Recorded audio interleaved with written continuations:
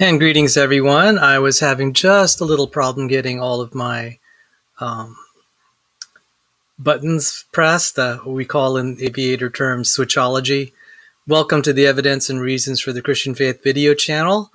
I'm Salvador Cordova, and it is an honor to be here to just shoot the breeze a little bit. Whenever we have a variety show, it tends to be a little bit more lighthearted, not too technical, not too deep.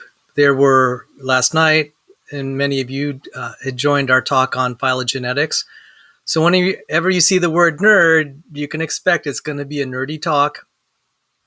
It may not be particularly only peripherally related to spiritual things. And I will try to identify in the title when we're talking something spiritual. There's a lot in the study of evidence and reasons for the Christian faith that involves looking at the things that God has made. It says in Romans that we understand His divine nature, His eternal power through the things that are made. And to do that, sometimes we do have to get a little bit into the science to appreciate the wonder and majesty of what the Creator has done in living organisms and in the universe and our solar system, etc. So sometimes it does get very technical here. And that will tell us, as we study creation, it tells us there's a creator.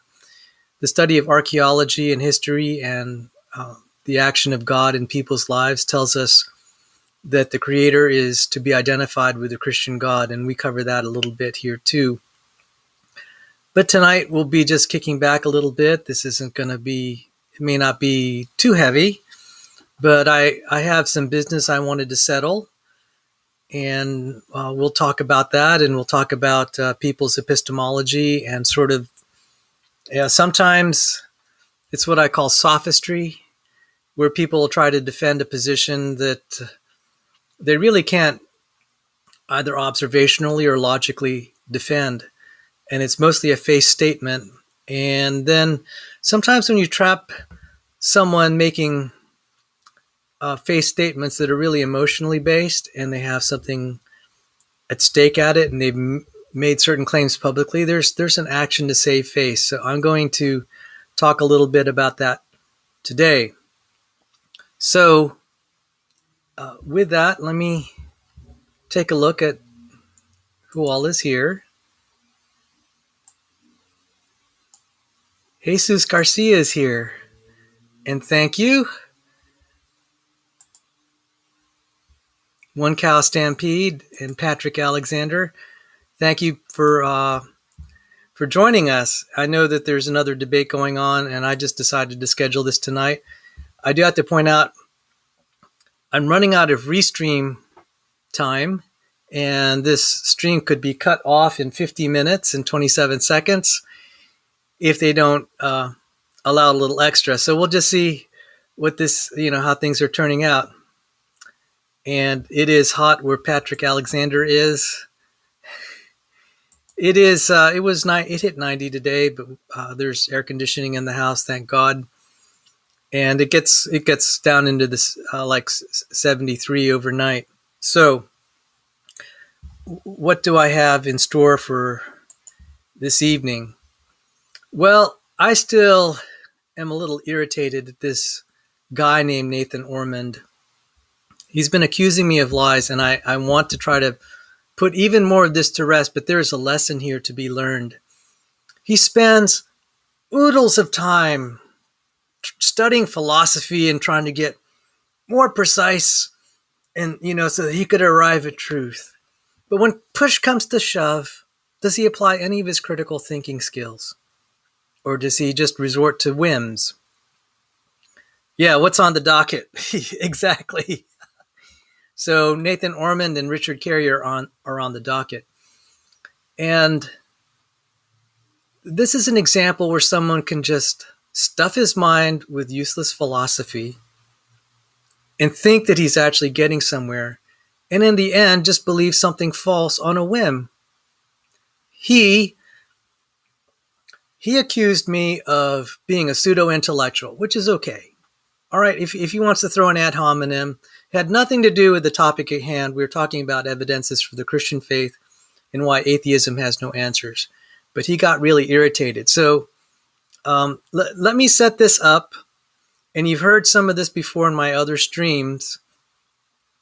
But I have some new things to add, and I have a twist. If the guy really wants to know the truth, I'm going to make him pay. I'd like him to send some money my way, and then maybe I'll fill him on the truth, because he accused me of lying about my academic credentials. But you know what? There's some of my friends, I can send the proof to you, and if it's not enough, if you're my friends, I respect that. At some point, maybe a few years from now, I might even release my academic transcripts to some third party that won't disclose too many personal details about me, just to confirm it. Some third party that is trusted by all sides. But I just want to let this whole thing stew a little bit, just to make an example of Nathan Ormond, who fancies himself as being a systematic, thorough, methodical, rigorous thinker, and then he blows it when he can't figure something out. He just assumes by faith, and for no good reason except maybe a whim, maybe he doesn't like what I said, that I don't have the academic credentials that I'm claiming. And this is really ridiculous. One, it has no bearing on anything as far as, does God exist? Does eternal life? Does the eternal life offered in the Christian faith, is it reasonable to believe it? Did Jesus rise from the dead? Was there a creation event? I mean, who I am and what I've done in life is nothing in the great scheme of things. Each and every person will face, unless the Lord returns, will have to come to terms with their own death. I know that's even hard for me to even use that word, death. So, who I am and what I claim to be is, for each person, it's going to be pretty minuscule in the scheme of things for their life. Each person then is confronted with the possibility of a creator and the possibility of Jesus Christ being who he said he was. And that's the real issue. But Nathan here came out of nowhere. I was just talking about Bertrand Russell, and I'll share that passage again because it's a beautiful passage. He was really offended by what I said. He wanted to call me a pseudo-intellectual and not really thinking clearly or whatever. None of his arguments held water anyway. But I just kind of humored it. And I should have said, well, what does that have to do with anything? I eventually did, but I let him kind of just bloviate about stuff he doesn't know. And then he just kept doubling down. He ended up on Graham Gould's channel. I said, so you're saying I'm lying about my credentials? He said, yes. I said, you owe me an apology, bud. He said, I'm not going to apologize because, as far as I see it, I'm right. You don't pull stuff like that unless you know someone's lying. You could be hurting someone. I wouldn't dare do that. I wouldn't dare do that and accuse someone of lying willfully, unless I knew, because if they're innocent, I will hurt someone. You see, he doesn't have any morals about this. He's free to just try to damage people's lives and reputations on a whim. They said, is that what your philosophy taught you? And beyond that, he has no evidence. And I'm going to provide some evidence. And for some of the people here, I can even provide it to you privately. I figured out a way to at least give you a little bit of some evidence. What is that evidence? Well, for one, I claimed a Master of Science in Applied Physics from Johns Hopkins University. It is considered a relatively elite university. 50 or so, 40 or so, I don't know the exact number, Nobel Prize winners in physics, chemistry, and medicine got Nobel Prizes from Johns Hopkins. In 2012, they actually got 2 Nobel Prizes. Daniel Shechtman in chemistry from the John Whiting School of Engineering, which is the school that I graduated from in Johns Hopkins, and Adam Rice in physics. One school got 2 Nobel Prizes in 1 year. That was impressive. Ben Carson was going to speak at my graduation. A privilege of graduating there is you get a lifelong email account. That email account has a domain, jh.edu, and actually a specific one, alumni.jh.edu. And I'll show you how you can look up who the owner of the jh.edu domain is. And they have a deal with Microsoft Outlook. Outlook processes the emails for that domain. So if you type jh.edu, you'll get a blank screen. But if you look at the Educause database, you'll see that the owner is Johns Hopkins. I'm going to show that. For some people, I'm happy to send my email with that domain in it. So there's going to be some explaining to do how I managed to get an email with the alumni.jh.edu domain. I mean, how could I? I mean, what's a reasonable explanation for that? Now, if Mr. Ormond would like to have me send him an email from my alumni account, he better pwn up, let's see what's a good figure. How about $2,000 US, Mr. Ormond? Because I'm just going to let you stew. It's just going to be entertaining to watch you. Just keep spreading this lie. And, what this is all about really is I know the truth. I know whether I actually got those credentials or not. And here I see these experts just posturing themselves as being knowledgeable and, knowing the truth and being methodical. And they can sit in judgment over everyone else, the masses. They feel like they're a cut above in terms of their ability to know the truth. And this is just going to be funny. Because something like this, on a whim, he can't use it. He doesn't use any of it anyway. And if he does, worse on him, because that means his knowledge base sucks. Because I know he's promoting and believing a falsehood. So here's this guy that is claiming to be an agnostic about everything and undecided. Oh, but he's so sure Sal's lying. That's a faith step. I said, yeah, so this is really, when it comes down to it, Nathan, you're not that methodical a thinker. You just believe on whims.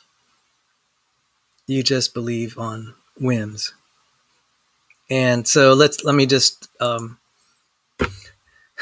it's really hot there in some places in the US. Nathan Ormand goes by he runs like a digital gnosis thing. He was on S.J. Thomason's channel. If you saw my tirade on Saturday, that's the same guy. So he changes his name. Sometimes it's digital gnosis, pseudo Nathan, whatever, and then Nathan Ormond, all the same guy. And he said that's public knowledge. I'm not outing him. I asked him if it's okay if I could say you're so and so. And I provided in a video description. And you can see it here in the video description. Even in his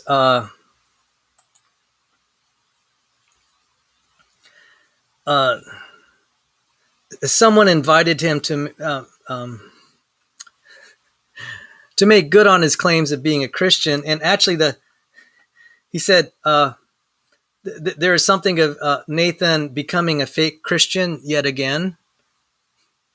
And there's a whole discussion of, his decision to become a fake Christian yet again. And I just found that funny. Oh my goodness, I did not know this. The Hebrew term for agnostic, it means empty-headed, and in not a nice way.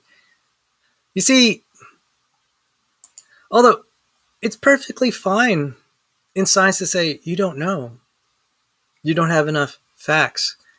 But Nathan here, who fancies himself as being a systematic thinker and very careful, right on a whim just decided Salvador's lying on no evidence. But Let me go back and show you where all this started. It really was. As I was on S.J. Tomlinson's channel on Saturday, and she asked me, Salvador, please tell the readers about the viewers, the audience about your journey. That's all I was doing.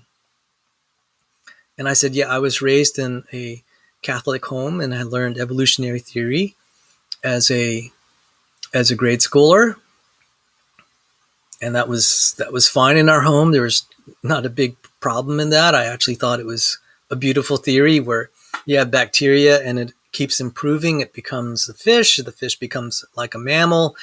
The mammal becomes an ape-like creature or an ape.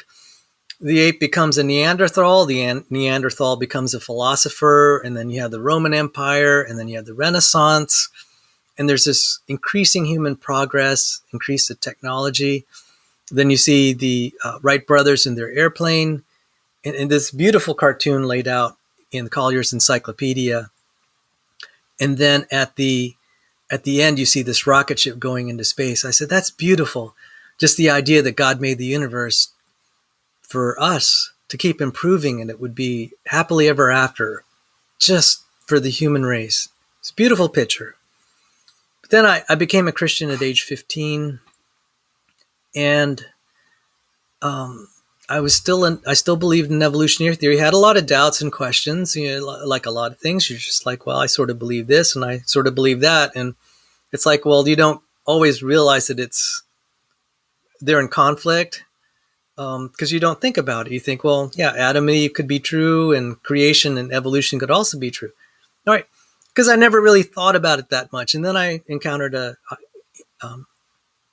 ICR, Institute of Creation Research tract on abiogenesis. And I said, yeah, this is kind of convincing. And I pointed out when Ronald Reagan was shot, an assassination attempt on the President of the United States, President Ronald Reagan, he was shot by John Hinckley. But Reagan survived, and the surgeon who saved his life was Dr. Benjamin Aaron. Dr. Benjamin Aaron was a director at the Institutes of Creation Research. And that caught my attention. I said, wow, someone of his stature and standing to be a university professor in the medical sciences and a surgeon, and the one that they picked out to do the surgery on the President of the United States was a creationist. That really hit home to me. Now, I've since tried to look for documentation on all that. I had it. It was printed. But it's, this was pre-internet days. But it still made an impression on me. And then I didn't mention this when I was on SJ's channel, but then I met Charles Duke in person. He spoke at my university. He's the man that walked on the moon, became a Christian after he came back, and then healed a blind girl in the name of Jesus at a prayer meeting. So there are all these things. I'm just like, yeah. And Duke is a creationist. And then James Irwin is a creationist. I said, those are two NASA astronauts, people of great standing. And then I had and I also had a vision when I was like 12, 13. I don't know the exact, I could probably reconstruct it, but it was when I was like in eighth grade, and I skipped a grade in grade school. I could probably work out the numbers. But anyway, so I had a vision in the Catholic Church. I didn't hear anything audible, but I saw an apparition, a flame coming out of the cross. So I had that, and I said, yeah, maybe that was a hallucination. I don't know, but it was pretty powerful. I thought I was going to die that night. I wasn't in any particular religious fervor when I saw the vision. I actually just got a little annoyed. I thought someone was playing with the lights at first. Wasn't really even, I was just concentrating on reading the hymn, and then suddenly I saw this vision. But I said, I would want something more tangible for the Christian faith when I'm going through doubt. And so, like a lot of people who struggle with their faith, they're praying fervently for a loved one, and the loved one doesn't recover, and you begin to think, am I just praying to a brick wall? I mean, sometimes it felt like God is being as silent to me as all the other gods, like the Greek gods. Like I'm an atheist with respect to Zeus or Aphrodite or Athena. It's like, I have no reason to believe that they do anything. And I began to think that of the Christian God, and I was pondering. And then I'd say I had a bout of agnosticism that lasted just 4 days, not very long. But for 4 days there, and about 20 years ago, I said, I don't think I believe in the Christian God right now. I just don't know. I don't disbelieve, but I don't wholly believe either. And then around that time, I saw this, and this is a great essay. And this really triggered Nathan Ormand. He got really upset with me for highlighting this. And I'll read it. Bertrand Russell is an atheist, agnostic atheist. And I'll read this passage. And it hit home. It hit home for something I've continued to say, like almost every other show. There are no answers in atheism. There's no hope. There's no purpose. There's no meaning. And here it was from Bertrand Russell. And this was the spark. And I'm sorry to repeat myself, but sometimes the gospel message is really simple. John 6:68. When the apostles were asked by Jesus, "Are you going to leave me?" And Simon Peter said, "Where else shall we go? You have words of eternal life." So let me share this from Bertrand Russell.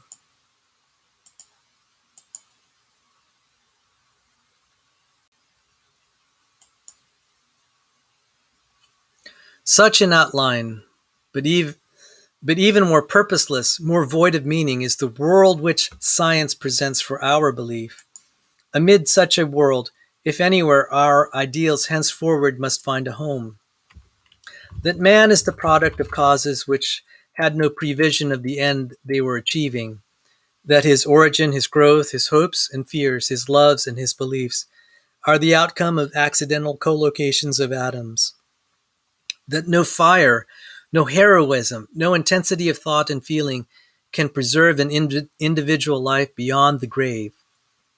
That all the labors of the ages, all the devotion, all the inspiration, all the noonday brightness of human genius are destined to extinction in the vast death of the solar system, and that the whole temple of man's achievement must inevitably be buried beneath the debris of a universe in ruins. All these things, if not quite beyond dispute, are yet so nearly certain that no philosophy which rejects them can hope to stand. Only within the scaffolding of these truths, only on the firm foundation of unyielding despair, can the soul's habitation be safely built.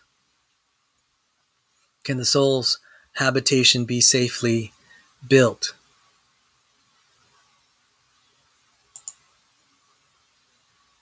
And thanks for your thoughts. I really don't know exactly when I believe Russell wrote this a little bit later in his life, so maybe it was on his mind. And I'll share a scripture. You'll find that I share a lot of the same scriptures over and over. There's some that I just cherish. And one of them, and it has relevance to the whole gospel message and whether we have good reason to believe it. Oh, wow. Someone here is a serious reader. I can't believe how scholarly the community is here at the Evidence and Reasons. I continue to be totally impressed.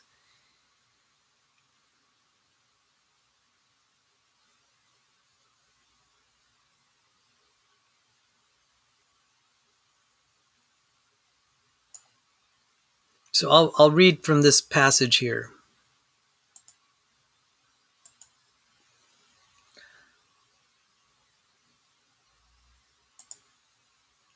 Now, if Christ is proclaimed as raised from the dead, how can some of you say there is no resurrection of the dead? But if there is no resurrection of the dead, then not even Christ has been raised. And if Christ has not been raised, then our preaching is in vain, and your faith is in vain. We are even found to be misrepresenting God because we testified about God that he raised Christ, whom he did not raise, if it is true that the dead are not raised. For if the dead are not raised, not even Christ is raised. And if Christ has not been raised, your faith is futile, and you're still in your sins. Those also who have fallen asleep in Christ have perished. If in Christ we have hope in this life only, we are, of all people, most to be pitied. And I'll make a little comment here. There is a literary convention where they're saying uh, they say, if the dead are not raised, not even Christ has been raised. You would think that it should be the reverse. If Christ is raised from the dead, then we have hope in eternal life. Therefore, the dead are raised. But this is saying that this literary kind of mechanism or structure is saying it is so sure that the dead are raised, it is as certain as Christ being raised. That's what I've been told anyway, because it seems like kind of a strange construct, something you wouldn't see in our culture or in philosophy. It is a literary construct here. So anyway, moving on. But in fact, Christ has been raised from the dead, the first fruits of those who've fallen asleep. For as by a man came death, by a man has come also the resurrection of the dead. For as in Adam all die, so also in Christ shall all be made alive. But each in his own order, Christ the first fruits, then at his coming, those who belong to Christ. Then comes the end, when he delivers the kingdom of God, the Father, after destroying every rule and every authority and power. For he must reign until he has put all his enemies under his feet. The last enemy to be destroyed is death, for God has put all things in subjection under his feet. Now, I'm going to skip forward. Why are we in danger every hour? I protest, brothers, by my pride in you, which I have in Christ Jesus our Lord. I die every day. What do I gain if, humbly speaking, I fought with the wild beasts at Ephesus? If the dead are not raised, let us eat and drink, for tomorrow we die.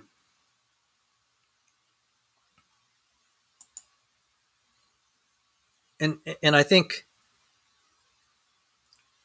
Bertrand Russell captured something there. It's all this world is going to pass, and there's not anything. If there's not anything beyond the grave, it's all for nothing. And what do you live for? And it's like, well, maybe just to eat and drink and just try to be as comfortable as you possibly can before it all vanishes. I mean, it's beautiful how Russell was saying all the heroism, intensity of thought, and all the genius, and all the monuments of our achievement. It's going to disappear when the universe is gone. It's going to lay in ruins. And he's saying you can't run away from that. And so Russell pursued affairs. He fell in love, and he said it's rather touching, actually, that he found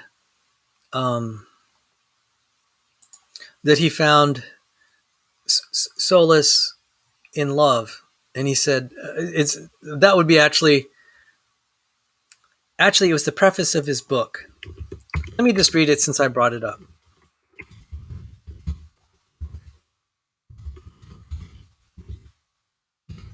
See if I could find it.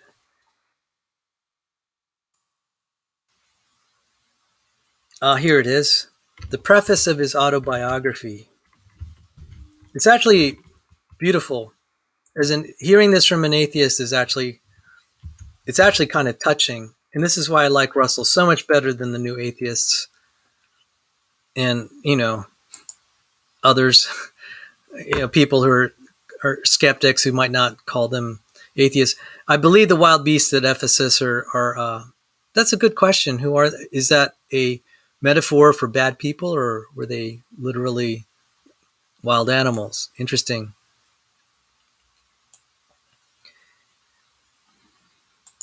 What have I lived for is, this is like the prologue to his autobiography. What have I lived for?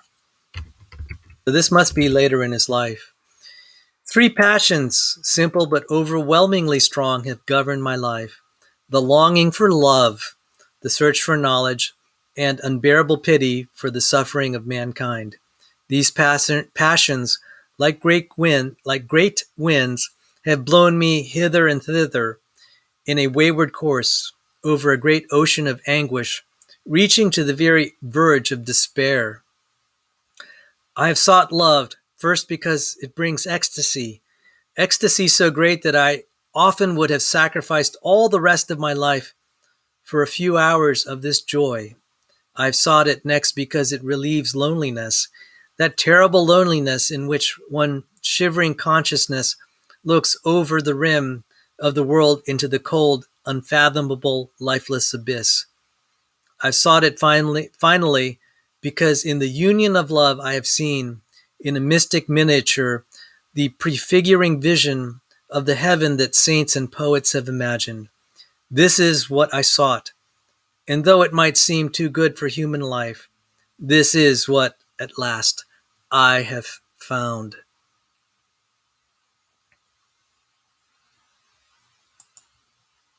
This is in the last what I have found. Now, so what kind of love did he find? He's been married 4 times.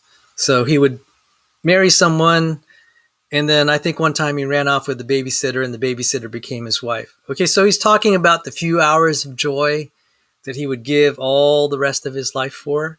And Otangelo, greetings.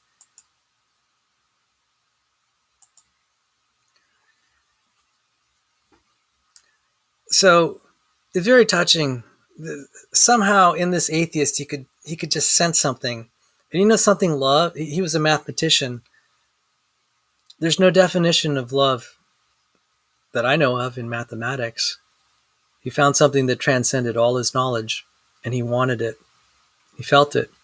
He also knew that the idea of the human race going extinct, the universe going extinct, wasn't a pleasant thought. And so in this backdrop, I also pointed out, and if John Maddox is correct, that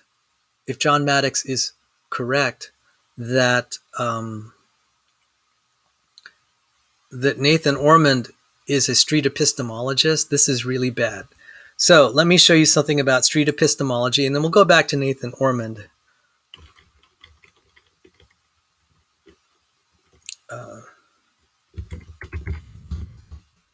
So there's this manual for creating atheists.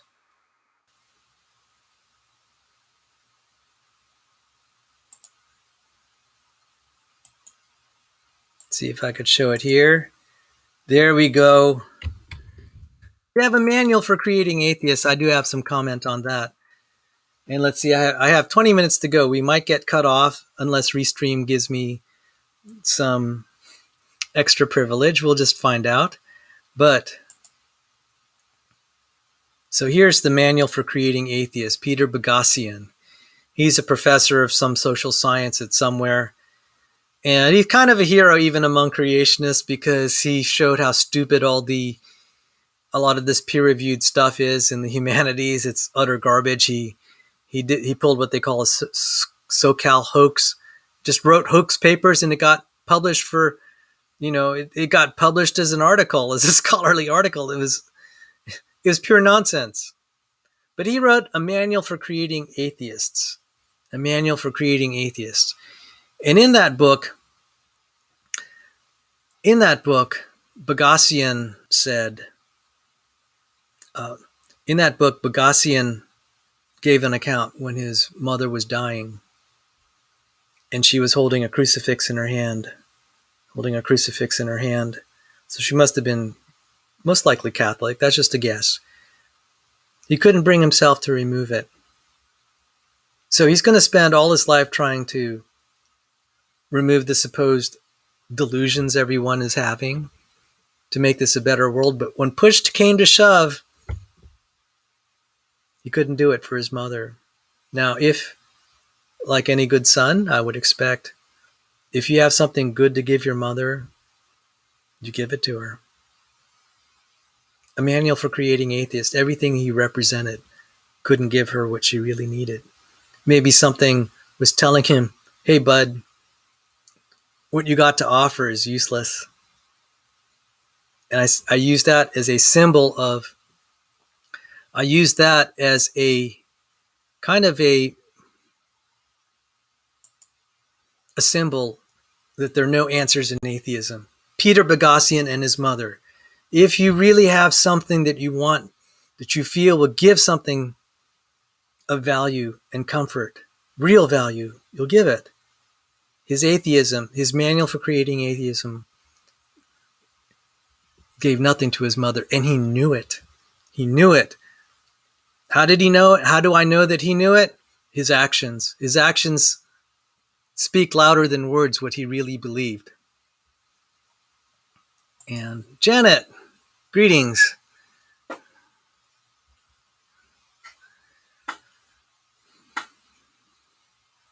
Janet, you're in my thoughts and prayers, dear sister. God bless you. And I want to say you're an inspiration, testimony to me.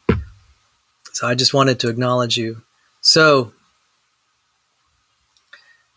now me, being also a son that had a dying mother, I would pray for her. I would share the gospel with her. I would read from the Bible to her.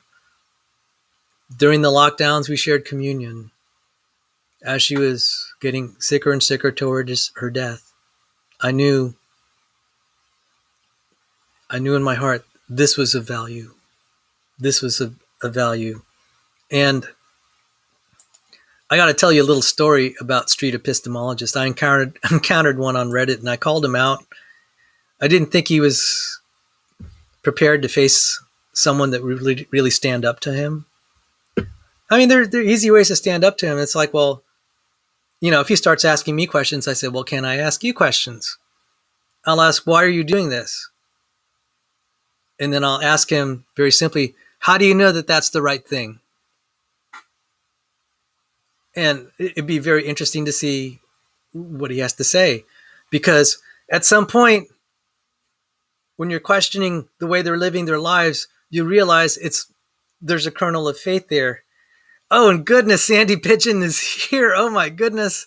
Oh, Sandy will do an archaeology thing. I didn't want to burden you. I know you've been busy enough, and there are a lot of things going on in our church, and maybe when this all, God willing, when this all blows over, we'll tell you the whole story. So, but I saw Sandy at church at a church related meeting this past Sunday up there in McLean, I just want to thank you, brother, for all your support. And there's something you've told me to be regimented every day, and that has resonated with me. So, where did this all lead? Nathan Ormond, or pseudo Nathan, or digital gnosis. He happens to be the guy that was challenging John Maddox and I to a debate on whether DNA is evidence of God. And then when the team ended up being Rob Stadler instead of John Maddox, it'd be Rob Stadler and Salvador Cordova, Nathan Ormond and his other party backed down when it was like Rob Stadler, Mr. Dr. Rob Stadler, PhD from MIT and Harvard in biomedical engineering with 140 patents and millions of people alive and thriving because they have medical devices invented by him. Yeah, that Rob Stadler who wrote the book Stairway to Life. Nathan backed down. They didn't want to debate the team. So I guess there was, I don't know what was going on there, but he says he wants to debate me still. I'm just like, no dice, dude. No dice. Now that I see what he's about. But then he would just say, you're so confident. It's like, Sal, you have no right to be. You're just a pseudo-intellectual. And then later on, he said, you don't know. He was just trying to question my math knowledge. And he said, state Gödel's theorem. I'm just like, dude, what does this have to do anything? I said, do you disagree that there are no answers in atheism? Oh, you haven't, he said, you haven't read all the literature. And I'm like, dude, I don't need to. And then he cited, oh, well, Cornell realism there's some answers from atheism. And there was some side chat, gave me a chance to kind of regroup. And then I asked him point blank, I said, do you believe it?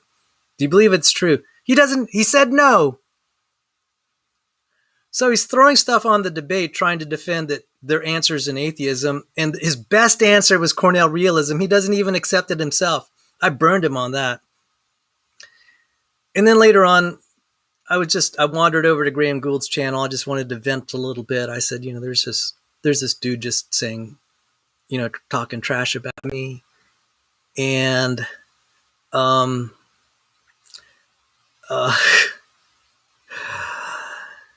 talking trash about me. And there he is. And I said, dude, what you did wasn't cool. I said, I only held back because out of respect for SJ, because she likes you. But what you did was not cool. And are you accusing me of lying? Are you accusing me of lying? And I think you owe me an apology because you're wrong. He said, no, I don't owe you an apology because I stand by me being right, that you're lying, that you're, essentially I'm a fraud, that I don't have those academic credentials. Is the point really whether I had academic credentials or not? No. No, I'll tell you what the real point is shortly. The real point, the most important thing is, did Jesus rise from the dead? Is there a creator? Did Jesus rise from the dead? Whether I tell the truth or not, and I said this, I said, it's all irrelevant. You can assume for the sake of argument,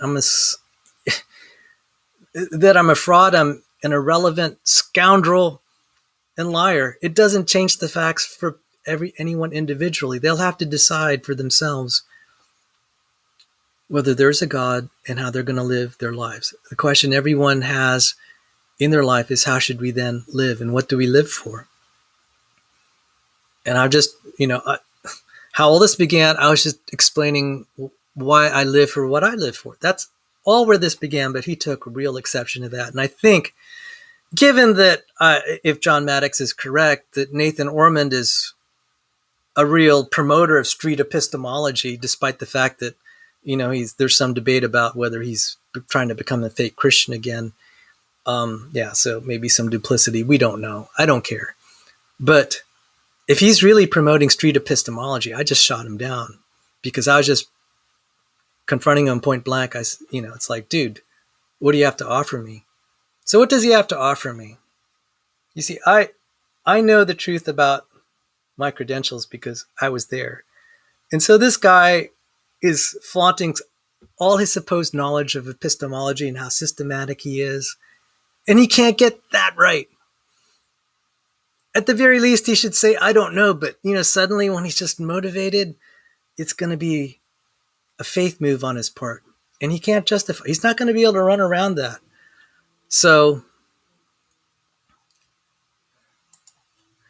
oh boy, Sal, I caught it when they trashed you and it was disgusting. Then yesterday on SJ's others were further mocking the ex and the situation with Nathan. Okay. Well, thank you for, it's just this, I almost showed up, but then I had a meeting. But what I really want to, part of this is going to defend myself. But because some of my friends here have defended me, I'm going to give you some ammunition to feel better that you're defending a real person. But the important thing that I'm trying to convey is you just deal with these clowns that pose themselves as like the final authority on truth. They pose themselves as the final authority of truth, and they show that they're really skeptical and rigorous and all that. But then Nathan Ormond, who represents a lot of these types, proved to me he can't even get something simple as whether I had a degree or not right. At the very least, he should say, I don't know because I wasn't there. He could say, I'm not sure, I have doubts. That's okay. But he was just posturing and said, I don't, I think, I said, I confronted him point blank. I said, so you're saying I'm lying?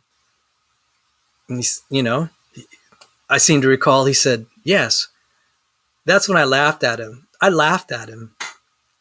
The reason I laughed, I said, so, Mr. Rigorous, all that supposed knowledge of your piles of philosophy you've been stuffing in your mind, it's pretty useless because you got it wrong, bud. You got it totally wrong. And that's what I'm really assaulting here.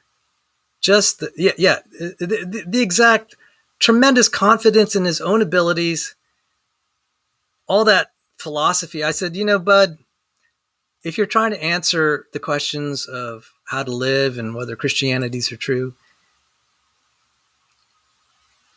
and you can't get something like that right, something that I know, I said, I don't want, really, this isn't about me trying to persuade him.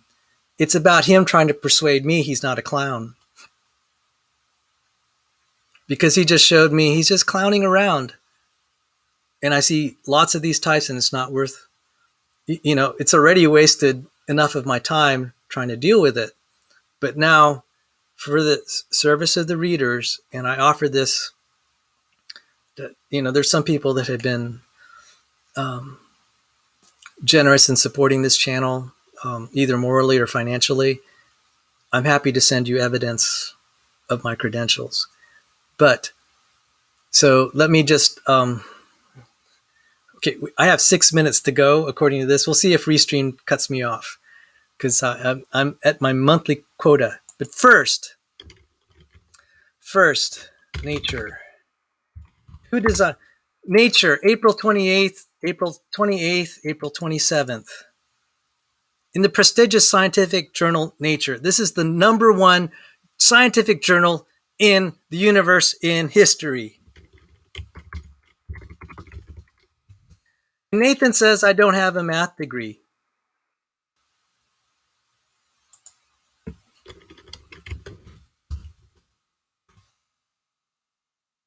So this is a start. Okay, so this is someone independent. This is from the prestigious scientific journal Nature. Just for starters. April 28th, 2005, April 27th. Cordova, who holds 3 degrees from the university, the most recent one in mathematics.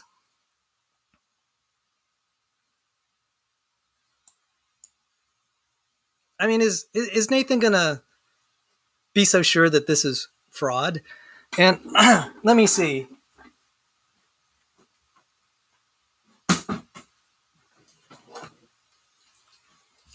I happen to have here 3 diplomas signed by the rector of George Mason University.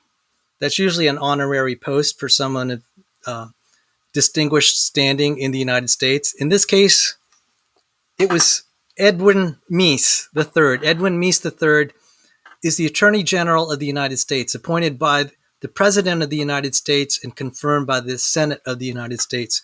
He's the head of the FBI. His signature is on my diploma. Granted, it was probably a copy, but still. It's bad news if you're forging the signature of the Attorney General of the United States and the head of the FBI. Someone could just make a phone call and say, hey, dude, someone's forging your signature, and this is the head of the FBI. And his name is on, oh goodness, here's one diploma.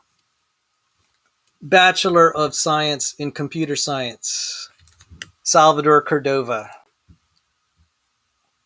This one didn't have Mises' signature, but it had some other people there like Andrew Sage.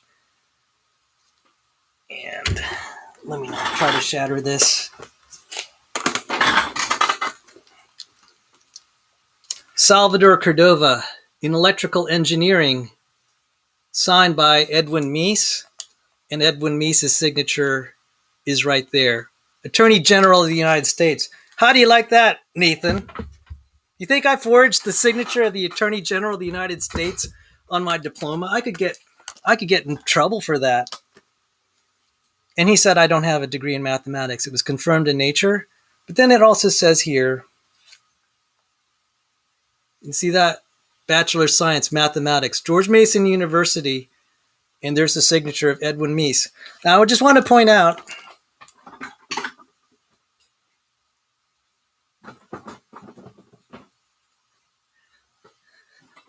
so there's a reporter at Nature, and the article is who has the signs on your students' minds.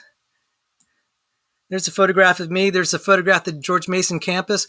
Now, why would I go through the trouble of fabricating all these degrees and I'm there? Isn't like the most reasonable explanation? It's like I actually got a degree there. And what I'm really trying to demonstrate is not so much a defense about me, although that's kind of fun to kind of rub it in.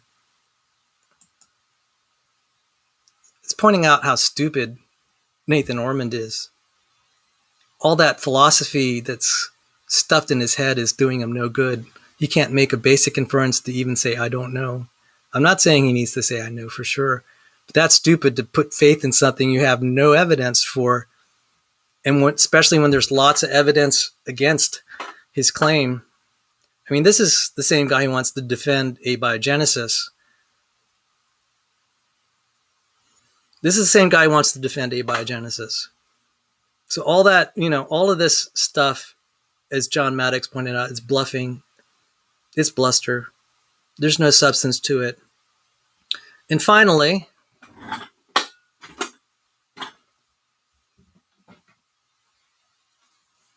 there is this diploma from Johns Hopkins University, Masters of Applied Physics, signed by Ronald Daniels, president of the university.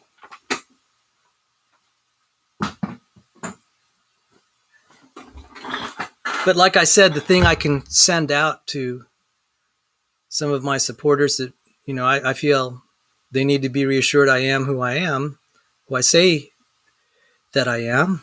I'll send you an email from my alumni account. I don't do that very often. And you can confirm through, let me see if I can find it. It is the Educause database. Let me get this correct. It is called Educause. I'll put it in the link. I'll put it in the video description afterward. It's the Educause database. You can look up jh.edu. You'll see the owner is Johns Hopkins University, but they use Microsoft Outlook to transmit their emails. But the domain belongs to them. It has to be authorized. Microsoft has to be an authorized sender on behalf of the jh.edu domain. And, it's going to be funny to see how he kind of develops this conspiracy that somehow I just fabricated all this. And then, of course, for some of you who saw kind of my theatrics, I was showing my piles of math and physics books, and this is only like 25%. It's like, oh yeah, is that all part of the charade too, Nathan? Is that all part of the charade too? That's why I'm just laughing. You see, there's no amount of evidence that'll make them back down. There's no amount of evidence in terms of origin of life, against origin of life or abiogenesis that'll make them back down. They'll just keep bluffing and blustering with no substance. And in this case, I know the truth. I know the truth. And I said, this guy is clueless. I know the truth about where I went to school. He doesn't. He's moving on his faith and his supposed superiority of being able to make inferences. And he's just falling flat on his face. It's like, dude, the facts don't care about your knowledge level or how much sophistry you can generate. The facts are the facts. So, Nathan, I know the truth about where I've been, what schools I've been to, and what I accomplished there. You're not impressing me, you see, because now I know who you are. And I know now what you're about. And it's not about the truth, is it? You can bluff all you want. You might persuade some of your buddies. But I'm calling you out because I know who you are. And you're not as good as you represent yourself to be to everyone, because I know the truth there. And you're just totally failing to get the facts. So, yes, I am. What was this? Oh, yeah. What is a yuck? A young earth creationist. Thank you. So, hopefully that will try to settle it some. But this is actually, I'm doing this at this point not because I'm that mad at him anymore. I'm mocking him. This is actually, I'm gloating, which is kind of bad. But yeah, okay, I'm gloating that I'm realizing he just has nothing. He has nothing. So what's next on the docket? Okay, so I was talking, let's see. Oh boy, am I still live? Is Restream letting me continue? Oh, good on Restream. All right. I thought I'd run out of time, but they're giving, is the Restream timer up? Yeah, it's giving me this big red flag that it's going to expire the stream. But that goes to the next topic of Richard Carrier. And it's also a chance to promote something with a show that we'll be doing on Friday with Dapper Dino. Now, Dapper Dino has been notoriously labeled as an atheist, and thanks, Mr. Jetty. Dapper Dino has he has said that he doesn't like to reveal what his personal views are, whether he identifies as a Christian, as a theist. He's definitely not a creationist. He runs a counter-creationism website. He reached out to me and said, "Hey, Sal, can you review something I'm writing about Constantine?" And I was really impressed with what he had to say. And he was saying that he didn't like some of the arguments the atheists were saying. He said, I'll just tear into young earth creationists when I think they're wrong. But to be fair, the atheists make bad arguments too. And one of them was related to Constantine. I was really impressed with what he had to say. So I had a conversation. I said, so what do you think about Richard Carrier? Richard Carrier says Jesus never existed. He's just a pure myth. Now, people like Bart Ehrman will say Jesus existed, but then all the stuff about his deity, etc., and maybe the miracles was an add-on after the fact. But Richard Carrier is just pure myth, that he never lived at all. So you have a variety of viewpoints. The Orthodox Christian view is that Jesus, as testified in the gospel, is the Son of God, rose from the dead. Someone like Ehrman is like, Jesus is real, was a real teacher, the stuff about miracles rising from the dead, but that's just made up after the fact. And Carrier is like, he never existed at all. Everything was made up. Dapper Dino said here that Richard Carrier is a hack. So we're going to have a show on Friday we're going to talk a little bit about Richard Carrier and then the Church Fathers. And the reason this is of value to me is not that I'm becoming a evolutionist. I used to be an evolutionist. Okay, so I shared how my journey was. But it's compelling that someone who's not a creationist will regard the archaeological data to testify so strongly that Jesus existed. I mean, Dapper, forgive me if that's not your view. We'll find out what he believes. But I was heartened that he thought Richard Carrier's a hack. So the drama is, I'm going to, it's like Dapper Dino, what does the evidence tell you? Were the Church Fathers real? That starts. But the Church Fathers had to learn it from someone. So was Peter and Paul real? And that raises other questions. So that's this coming Friday, and I'm looking forward to that. And Dapper and I settled on the date. So the big question is, does Dapper Dino believe Jesus is real, or what level?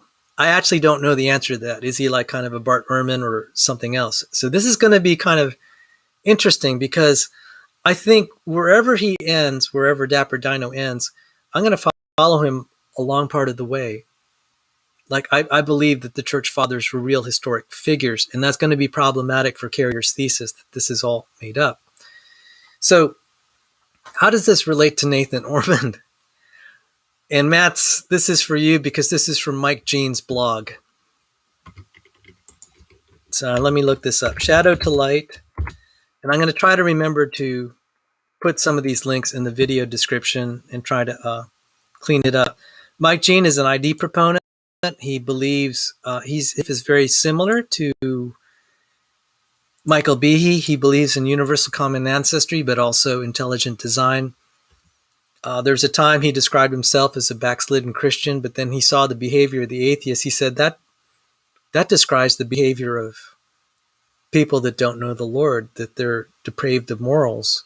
And he's seeing what Nietzsche saw, is that when people abandon Christianity, society, culture will start to become barbaric. And that, like Peter Hitchens, the younger brother, the Christian younger brother of atheist Christopher Hitchens, when Mike Jean started to see that, he said, that makes me believe Christianity is true. And I said, isn't that interesting that maybe not to the same level, but it's like what brought me back to Christianity was interacting with atheists. It's like, I want nothing to do with what you guys have to offer. Some of it was like, polite. It's like, well, you have nothing. But then all the hatred and just all the bickering and just kind of the leaning toward barbarism did not appeal to me. I said, I don't want any of this. And you guys are pursuing all this, and you have zero answers and zero reasons for believing your conduct is at all meaningful in any ultimate sense. It's just what you like. You are just beholden to what you desire. So let me see if I could find this. And it relates to sophistry. So Mats, this is for you. So this is from the Shadow to Light blog, and I'll show it here. Shadow to Light. And there's this thing, P.Z. Myers crushes Richard Carrier. Now, the funny thing about this, they're both atheists.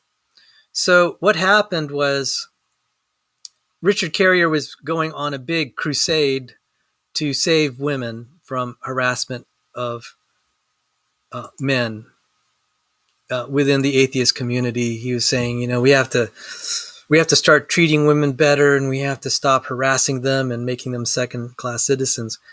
Well, it turned out his behavior raised his interaction, his personal behavior with women. There were a lot of complaints about him harassing them. In fact, let me see if I could put that up on the... This is what P.Z. Myers, and this led to a big multi-million-dollar lawsuit, and I'll cover that. Let's see. I have it here on my other computer, and I will share it. Give me a moment here. Share screen. There. So some years ago, I don't know when, June 9th, I don't know, when was this? I don't have a posting date. 2016, June 21st. Let me move this so I can see it better.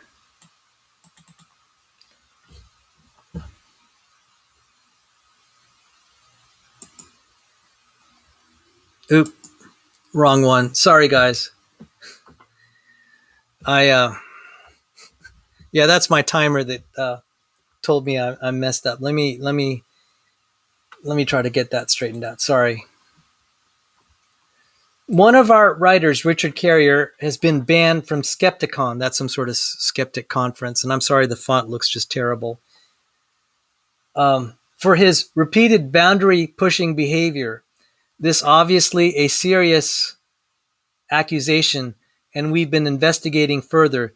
We now have several first-hand reports of persistent, obnoxious sexual behavior in defiance of specific requests, and we believe his accusers. We here at Free Thought Blogs, we are sex positive. But we are also committed to the principle of consensual sexual behavior. We go further and beyond demanding that there always be consent. We also insist on respect for your partners. No means no, not just because it's held as a dogmatic rule, but because it reflects a sincere appreciation of the autonomy of other people. We cannot tolerate violations of this essential principle. While Dr. Carrier has been a valued contributor to this network, we have to demand support of that principle in actions as well as words. After a review of the evidence so far, Richard Carrier's posting privileges have been suspended, pending further evaluations, and all comments on his blog have been closed.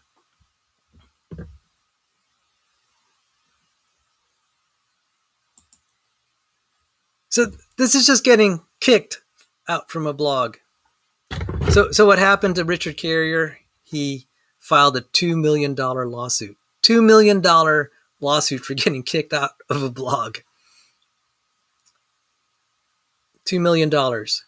And it was, I may put this in the video description. If you get Thunderfoot's take on Richard Carrier, it is really hilarious.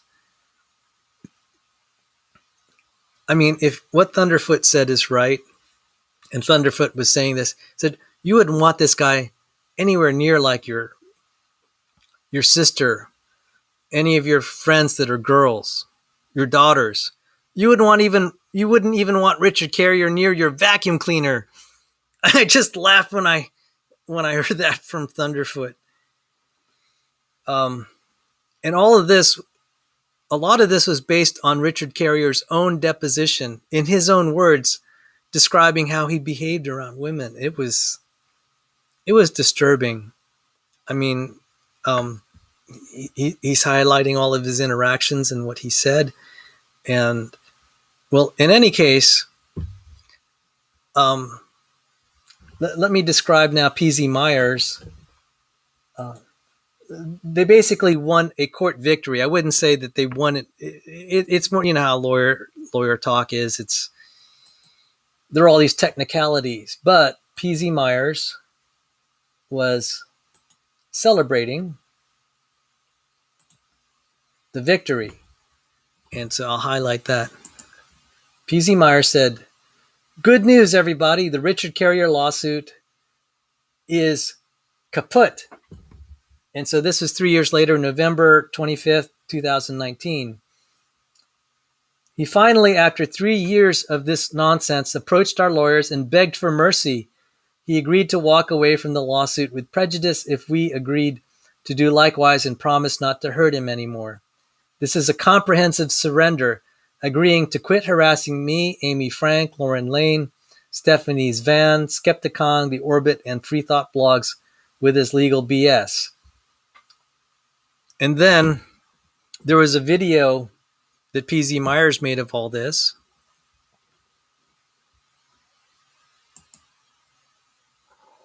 Oh, by the way, you're getting to see what an atheist utopia looks like.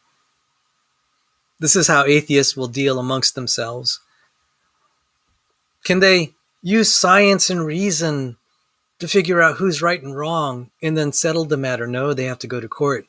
You see, that's what's so funny. For a community that prides itself on science and reason, evidence and reasons, you would think that could settle it. Just like, say, a law of physics would settle how a system would behave under the laws of physics. They couldn't do that. So they're going to court, each accusing each other.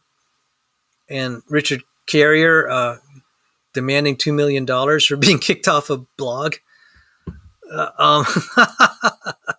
No blog is worth $2 million worth of prestige.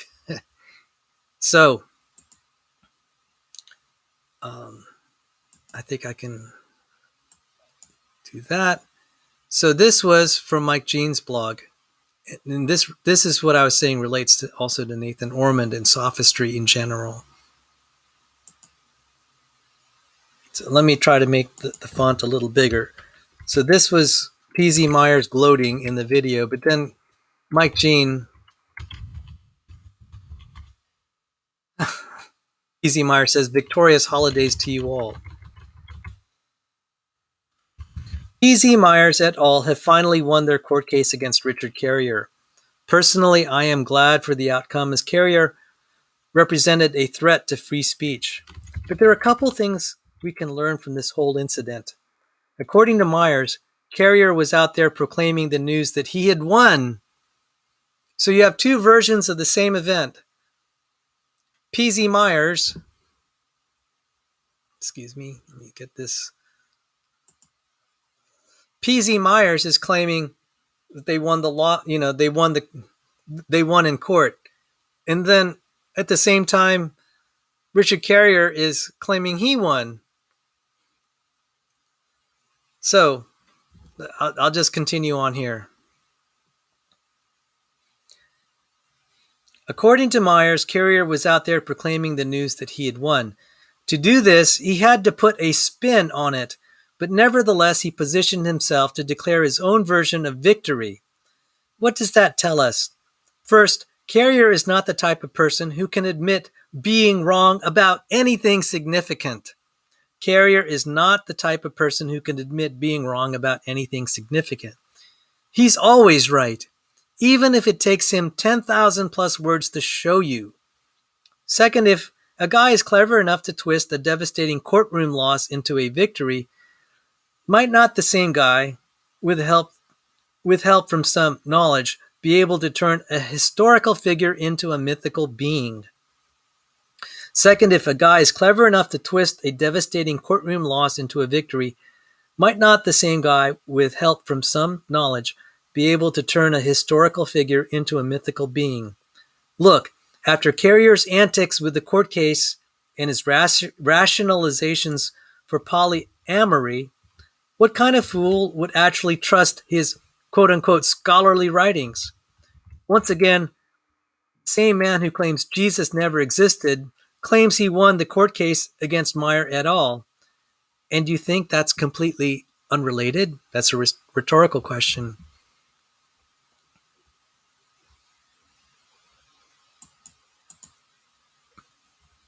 The point is you look at all the sophistry going on and the unwillingness of certain people, that resonated with me, where someone is always trying to save face. He always has to be right. He can never be wrong in his own eyes. I was thinking, yeah, that's Nathan Ormond. No way that he knows for sure that I'm lying. But I know that I'm telling the truth because I'm me. I was at the universities. So is Jeff Brumfield there at Johns Hopkins George Mason University a few years before I went actually to Johns Hopkins. He was there. I have my 3 diplomas from George Mason. It's like, okay, is that a coincidence? Then I have it. And I said I was going to go study cosmology. I actually took cosmology classes in my physics program. And then, like I said, for some of you, I'm happy to send you an email from my alumni.jh.edu account. And I'm just going to let Nathan stew a little bit. And Bud, Nathan, if you're listening to this, a measly apology isn't going to cut it. You need to straighten out. And you don't accuse people of lying that you have no reason to. You're just trying to injure me, right? Isn't that the truth? And you doubling down? I mean, how can you in good conscience start calling people liars and you don't have the facts? I mean, is that how you're going to behave in other things? You'll have no conscience. You'll just on a whim accuse someone falsely. That ain't cool, bud. So this whole thing about Richard Carrier, he's so sure that he isn't, kind of this disgusting guy that goes around being too forward with girls. And I'm going to put that video link, and Thunderfoot's going to highlight even what Carrier said of his own behavior. It's disgusting. I'm just like, goodness, you're trying to win a case and you're admitting to all this kind of really lecherous behavior. It's like, no wonder. I would just bet it's like Carrier's lawyers are saying, Richard Carrier, you don't have a really good chance of winning this defamation lawsuit. Everything that was alleged about your behavior, you even in his own deposition was pretty much admitting it. I'm just speculating here. So, so the point is, he's going to find a way to use all of his scholarly learning to just build his own, rationalize his own illusions. And I see a lot of that. So these, for the people in abiogenesis, they'll find ways to rationalize the miracle of life. Oh, multiverses or, some future thing. And all these promissory notes.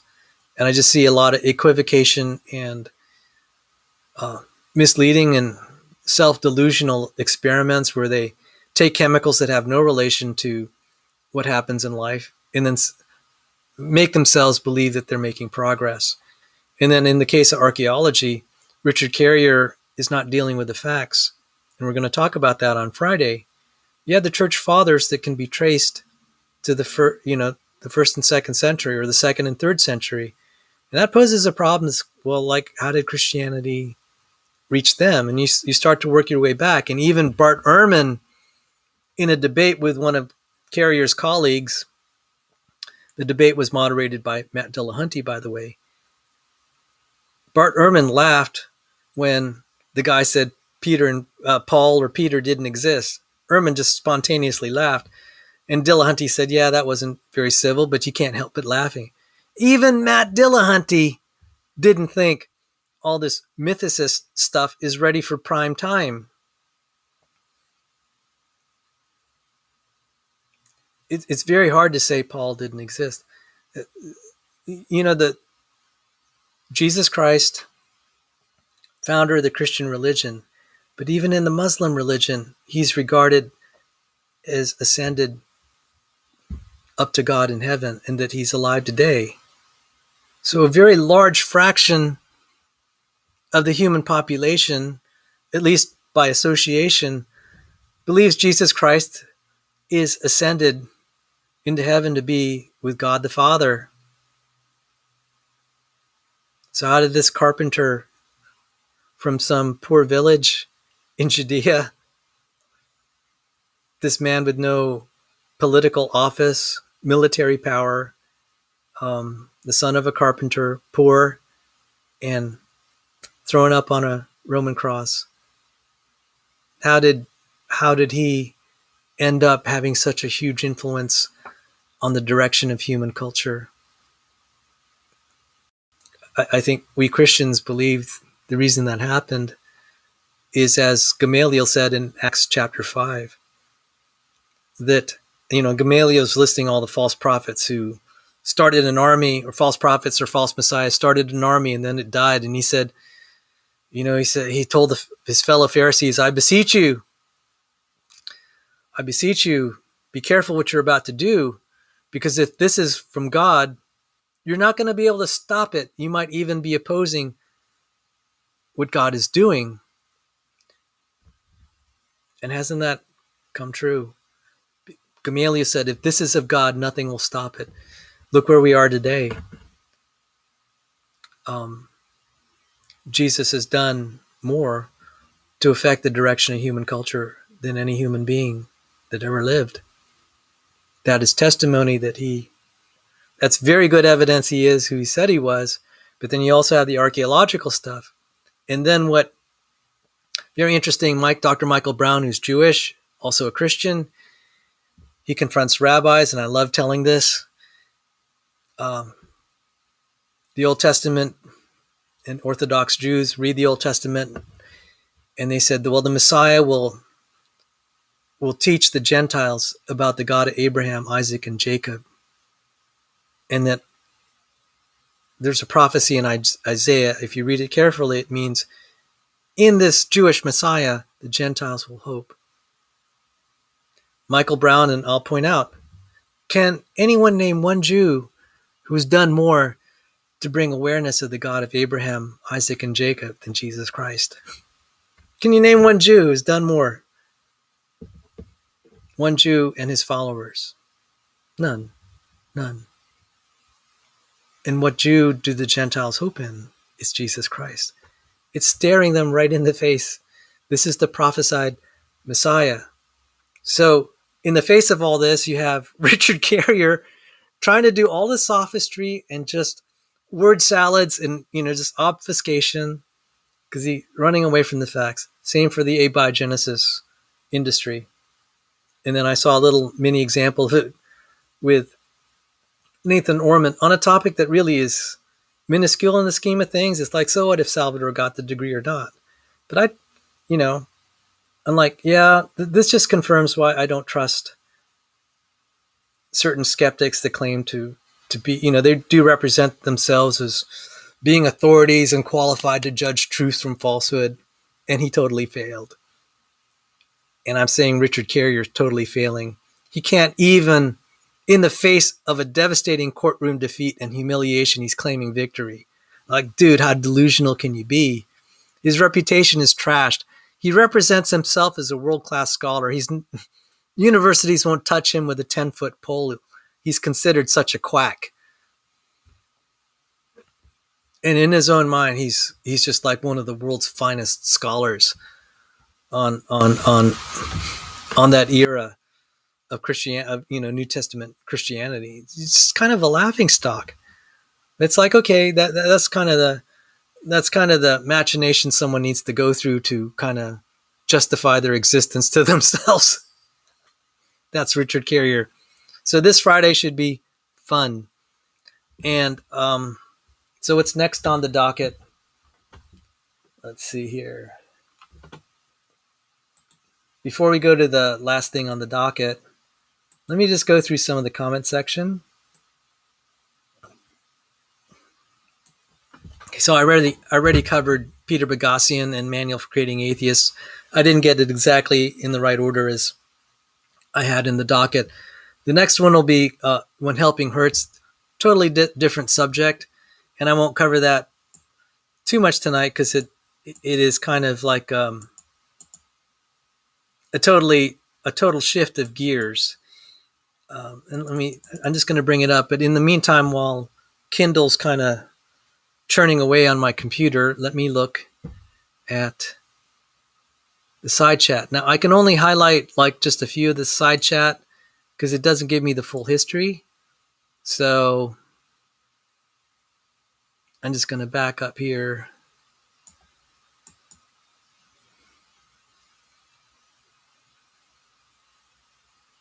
And someone was asking, what does YEC mean? It is Young Earth Creationist. And Jesus Garcia said, okay, thank you. And for the record, I am a Young Earth Creationist. I'm a Young Cosmos Creationist. And speaking of, Janet pointed out something that they're trashing YECs on S.J. Thomason's channel. S.J. Thomason's coming here next week, not to talk about YEC. We're going to talk about experiential education and how to teach apologetics in the Christian faith. If we can do that through her specialty of experiential education. And that's something that I'm very interested in to find more ways to efficiently teach, like chemistry and all the sciences needed to help us understand creation evolution. I'm really grateful for everyone who came to our nerd night yesterday with Dr. Dan Stern Cardinal talking about phylogenetics. No, it doesn't mean I believe everything he believes, but I felt it was first of all valuable to me to get to know the knowledge, but I wanted the viewers to kind of get a feel for what it's like to be a creationist sitting in a secular classroom. You could survive. It's not going to kill you. If you have a little bit of background as to why you're not going to believe common descent, it'll help you. You can take it and not feel threatened. And you can actually find it beneficial. Now, some people like Ray Giordano were bored out of his brains, went to sleep, and was like, I don't blame you. Okay, I had to suffer through this too. So I'm just going through some comments here. I get that there's difficulty with some aspects of YEC, but they're purely conjectural about the physical record of the past. Now, I'm going to, if you'll indulge me here, I'm going to try to look up Corbett's book because it takes a while to get it load it. Oh, here it is. Okay, I'm going to double click, get that going. In the meantime, I'll just keep going.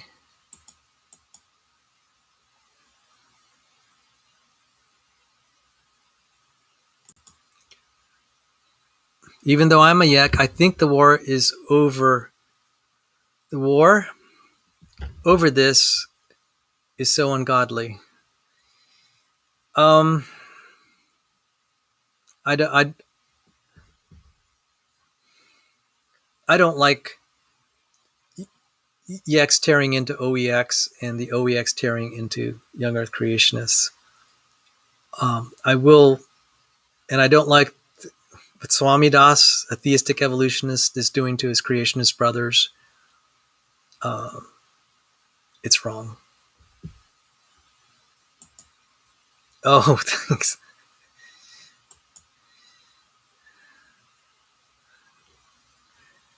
In this environment, I don't see why old Earth, Cosmos people like me would try to score points by mocking Yex.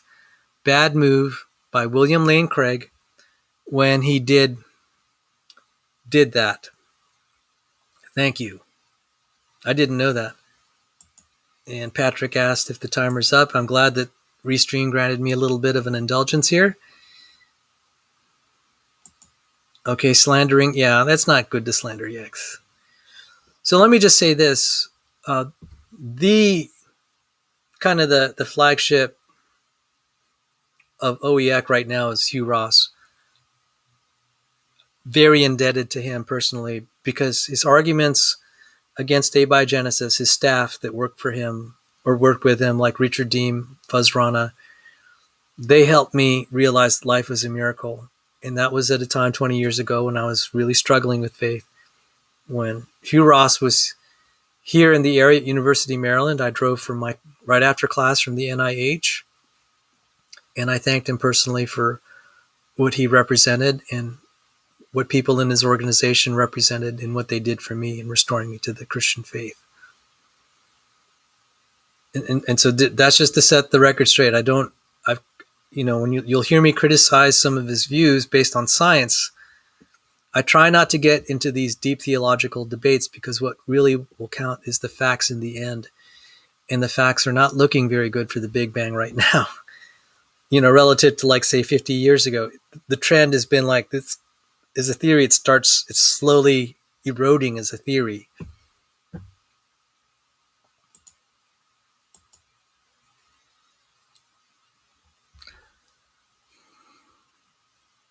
But theologically, it's utterly blinding to read the word without the proper perspective of what it really is saying. The irony of the literary approach is that it's plot denial.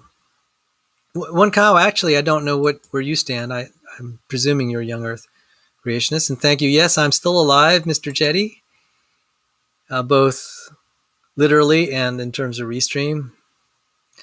Yeah, thankfully we didn't vanish. Let me just make sure I haven't vanished yet.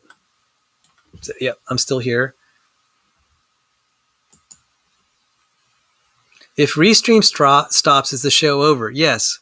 Just wondering for everybody here. Yeah, I'm actually testing to see if Restream will grant me those extra free hours, just like StreamYard, because I'll take advantage of that. That way I can get extra hours for free. And yeah, I could buy a real account, $200 for Restream, $250 for Restream per year, similar for StreamYard, something similar. But I really do like streams so much that I have to kind of budget how much time I devote to this. So it's just as well I don't buy it for my own sake, if you know what I mean. Because I could be like Graham Gould and be doing live streams 12 hours a day, every day for 7 days a week, and that wouldn't be good. And Janet asked, what's the limit about? Allowed so many hours per month? Yes. If you subscribe to a free account with Restream and StreamYard, you get 20 hours a month per service. So 20 hours for StreamYard, 20 hours for Restream. It's kind of a marketing gimmick. They give it out for free and you like it, and then you subscribe. Then they got you. I think it's great. For the price, it's great. And John Maddox has been saying, just fork out the $250 salad won't kill you. Unlike, not money wise, but I think it'd kill me because I'd be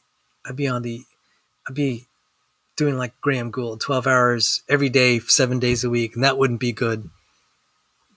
I mean, some people are addicted to drugs. I'd probably be addicted to doing shows.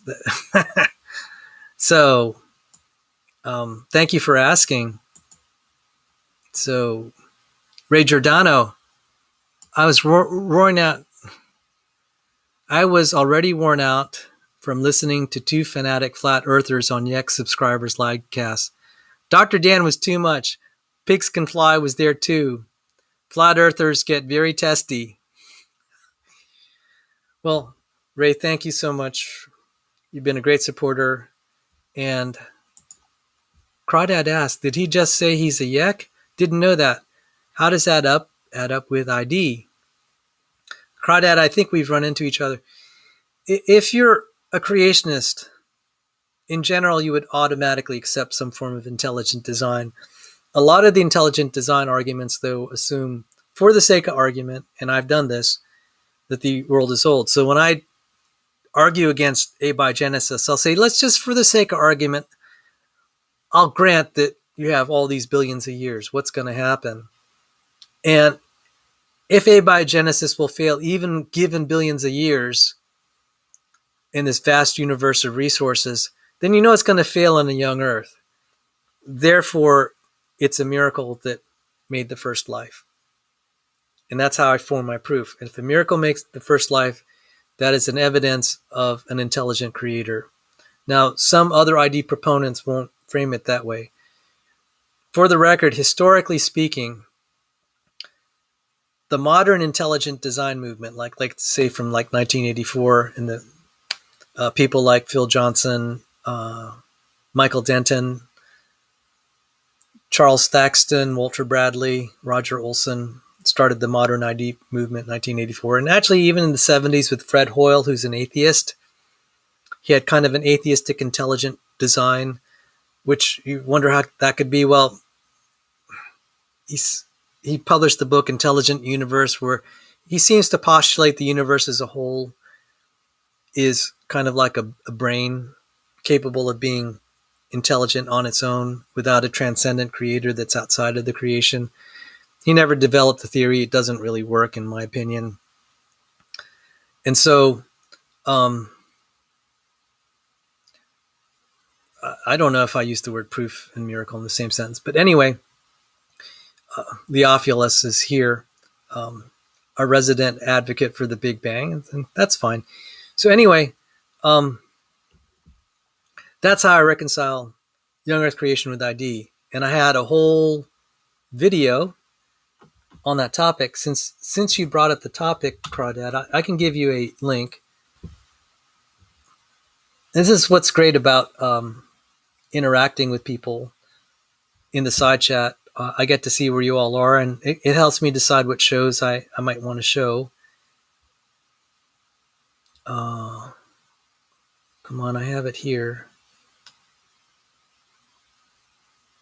Did I lose it?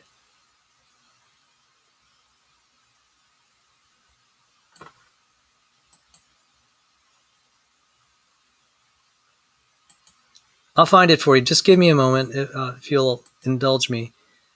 It was the history of intelligent design. Here it is.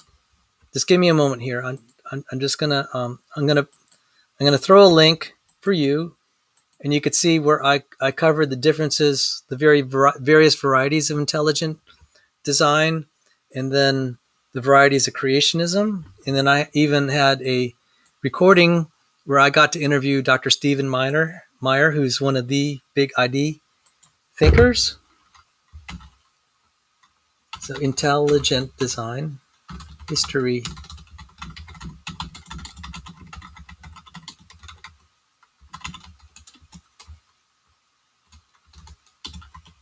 Crawdad. Okay, I just sent you a link. I hope you enjoy it. So,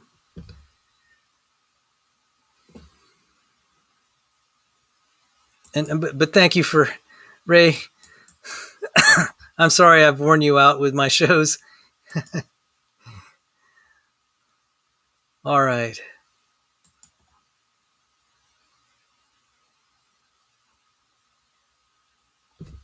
I don't remember whether I used proof in miracle. It's good enough for me. Okay. I mean, if you'll suggest a better word, that's fine. I mean, do we have proof the Big Bang is true? Do we have proof atheism is true? Do we have proof evolution is true? So, oh, evidence and reasons. Which vaccine did you end up going with? I went with the 2-shot Pfizer vaccine. That's not saying I'm endorsing vaccinations or how it's being handled. I don't like it being forced down people's throats. In the Philippines, there were vaccines that were mandated, and whenever there's big pharma involved, there's a profit motive, and some corners can be cut. It turned out some of the substances there were causing miscarriages. Just all this to say, I believe in principle that vaccines can work. It doesn't mean the execution by the pharmaceutical companies is going to be safe. The concept that Louis Pasteur, who developed the vaccines, we know a lot about the immune system. That's not what it's at issue. But for the record, I had 2 shots here. The Pfizer vaccine, that's not an endorsement. It just happens to be the one that my health organization was giving out. I got the shots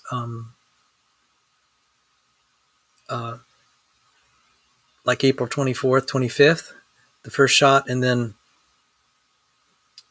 May 17th. I've had probably 1,000 vaccinations because I suffer from allergies. And if you hear me coughing a lot, that's because during the lockdown, I wasn't able to get these non-essential services. And I think I'm really suffering from the lack of vaccines now, and I'm just coughing all the time. So, thank you.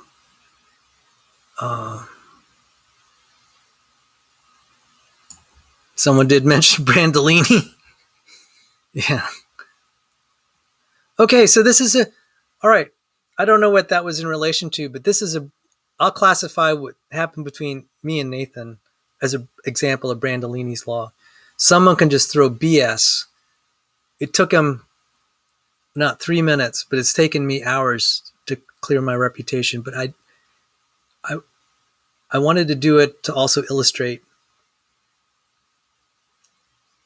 not just to defend myself. That's part of it, of course, but the kind of people we're dealing with, they're just unreasonable. They're like Richard Carrier. Okay, Nathan Ormond strikes me as a Richard Carrier. The truth doesn't matter. It doesn't matter that he might hurt someone that he has that he really has no dealings with. It doesn't matter that he might hurt someone's reputation. He's just so confident he's right, and then he's going to double down. A careful person a more systematic person and an ethical person would take more time to be absolutely sure before he throws around claims like that. That's just not right. And he was standing behind it, trying to tear me down. And, I can only speculate, but I think that he didn't like the arguments I was putting on the table. I was pointing out there's no answers in atheism. And there are people that hang around a certain website that says there are. And I'm like, well, okay, you guys are wasting your time just making yourself feel good. You don't have any logical proof that what you're doing. Can you give me a scientific experiment that's going to prove that your conduct and your interest in this is the right thing? No, because it's all by faith. So my point is, a lot of the people are atheists and agnostics. They exercise a lot of faith in their life. They just don't want to fess up to it. And Pigs Can Fly is here. Oh my goodness. Hey, thank you. Nice to see you. So,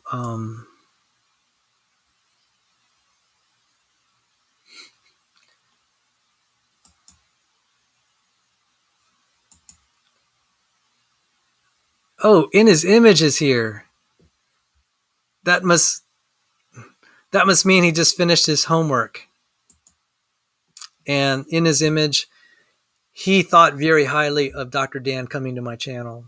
So I just want to point that out to the other young earth creationists. You're not going to have a more zealous young earth creationist and someone more zealous for young earth creationism than in his image. And he thought Dr. Dan's appearance on the channel yesterday was great. I do too. And it's important to me. You're like, Sal, why are you giving this guy airtime? It's like, if you're a creationist, where are you going to learn biology? You're going to learn it from people like Dr. Dan. I was giving you all an opportunity. You can defend the creationist argument better by learning from secular professors, at least in this stage of the game, because right now most of the best professors are secular. And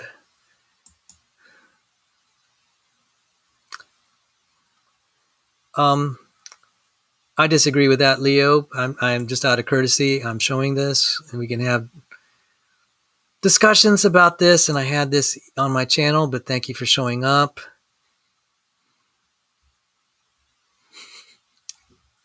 We disagree, and we'll see where the data flies. But what stake do you have in it, Leo? Is it going to save your soul? Oh, you missed a Sal rant, and I've got some doozies for you. I was pointing out that I'll just briefly say this.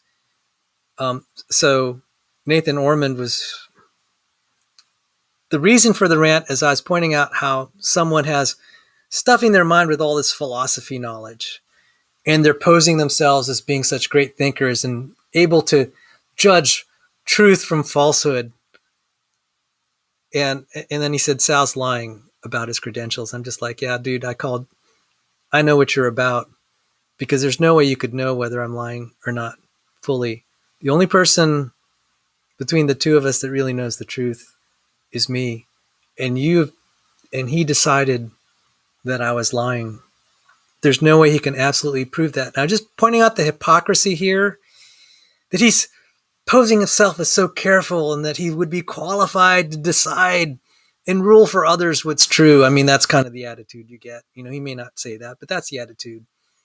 He's qualified to be a judge over anyone else. I mean, he just has that attitude because he's calling me pseudo-intellectual, whatever. It's like, all right, whatever. But then he gets this wrong. It's like, at the very least, you would say you don't know. And then so I was just saying, and I'm happy to do this for you in his image. I'll send you an email from my alumni Johns Hopkins edu domain. How's he going to explain that? I also pointed out the prestigious scientific journal Nature 2005, April 27, 28th, said Salvador Cordova has 3 degrees from George Mason University, the last one in mathematics. Like, what are you going to do with that, Nathan Ormond? And I just kind of want to, and I told him, if he wants proof, like an email, I put a link here in the video description. He can donate to my PayPal, make a nice multi-$1,000 donation in US dollars. And I'll write him an email from my domain. Other than that, he can just stew in his own delusions, because he's basically showing me he's quite willing. He'll pose himself as being a very rational, careful thinker, but when it comes down to it, he'll just exercise his whims unethically. And it's unethical to call someone a liar when you don't have the facts. Especially unethical when you don't really have an axe to grind with him anyway, except you maybe just don't like what he's saying, but that's not any grounds. So I'm just calling him out. I don't want anything to do with him. He wanted to debate me and John Maddox on abiogenesis, and then when it was me and Rob Stadler, he backed out, and it's like, okay, he doesn't get a second chance. I love your shows, but all the Evo talk plus meds is putting me to sleep. All your other shows are top notch. only LPP's brawls on this channel gives you a run for the money. So is that a vote for more LPP? Because he's a character. I love him.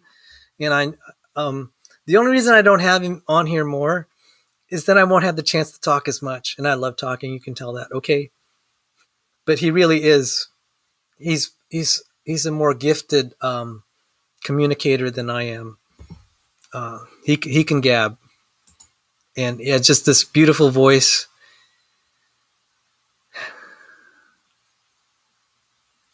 Theophilus, you can answer this question. Are there any answers in atheism? Just simple yes or no, or you haven't thought about it. I'd appreciate if you would answer that. Are there any answers in atheism? Do you agree or disagree, or you're undecided? I'd appreciate an answer.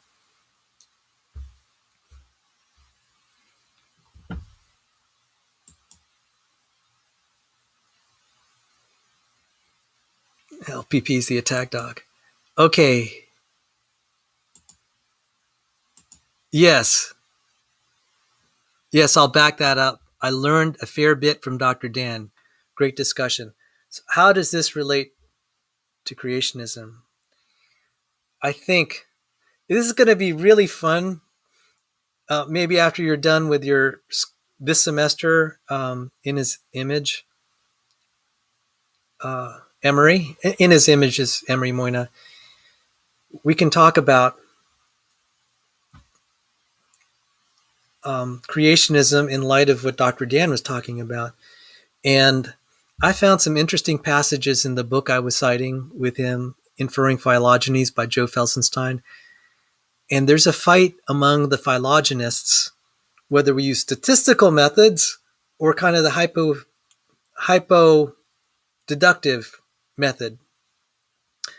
And the hypo-deductive method, I think, is more in line with you, Emery. And the statistical method was being criticized. And I began to see it when I was looking at, as Dan and I were looking at the trees and some things that Nephilim Free had said. First of all, you have conflicting molecular trees. Secondly, the molecular trees kind of gloss over the synapomorphies, really significant synapomorphies, like, say, the membrane-bound organelles in eukaryotes that don't exist in prokaryotes. All of your molecular phylogenetic trees will just kind of gloss over that. That's a really big problem, synapomorphy. And I was saying that synapomorphies of major proportions, I think, can help us identify, at the very least, miraculous events. If you're a progressive creationist, it may or may not identify Baramin. I'd be curious to see what you think. Baraminology isn't something I get into. So yes, just hold on to that thought. And I really want to thank, again, Dr. Dan, or any of Dr. Dan's friends, if you're listening to this, I want to sincerely thank you for the bottom of my heart that you spent time teaching me, Emery, and the creationists here. And full well knowing that we're probably going to disagree, and we're probably going to use the knowledge to try to bolster our viewpoint. And so I really, my hat's off to you, because you didn't have to, and you did. I was very generous of you. And so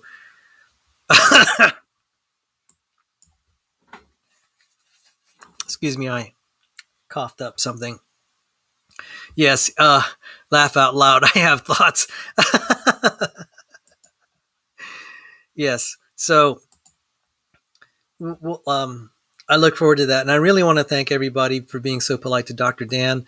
This coming Friday, it's going to be Dapper Dino talking about the early church fathers, and that he thinks Richard Carrier's a hack. And I think Richard Carrier's a hack too. And so, Emery, if you're listening, just to bring you up to date, I was relating Carrier's temperament to that of Nathan Ormond. And Carrier is in his own delusional world, as evidenced by the fact he lost a major lawsuit against his fellow atheists regarding defamation. And they claimed his reputation was being trashed as being some sort of lecherous person that was harassing women. And then when the depositions came out, in his own words, I was like, that was really disturbing. That even his own testimony was very, very, very incriminating to that effect, at least me as an outsider looking at it. And I speculated that the lawyers told him, said, there's no way you're going to win this defamation lawsuit because his own deposition, sworn testimony, pretty much showed the world that he was everything that the women who claimed to be victims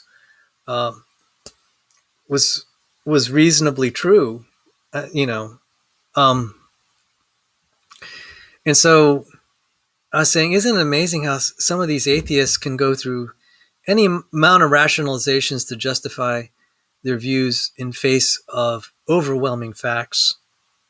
And I said, at the very least, you have two camps of atheists which can't agree on who won that lawsuit. And I said, isn't that, who won in the courtroom? I said, isn't that interesting? They claim to be so about reason and science and evidence, and they can't arrive at what's true there. And I said, there's something up that's more than reason and evidence.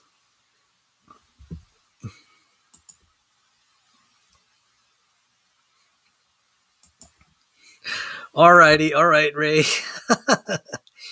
Well, what I was trying to also say is, like, the reason Emory and I are very grateful, we paid to be taught by people like Dr. Dan. We paid creationist money to professors of evolutionary biology to teach us biology. So I'm just saying this isn't anything beyond what we have done in our personal and academic lives. In fact, that's just a small taste of what it's like for creationists to go. But that being said, Ray, I'm going to be focusing on teaching creationism. And I'm really knowing that you're a chemist. Ray is our resident chemist. He can, we have people like Cy Gart and James Carter and Ryan Hayes coming here. One time, Change 10 even dropped in.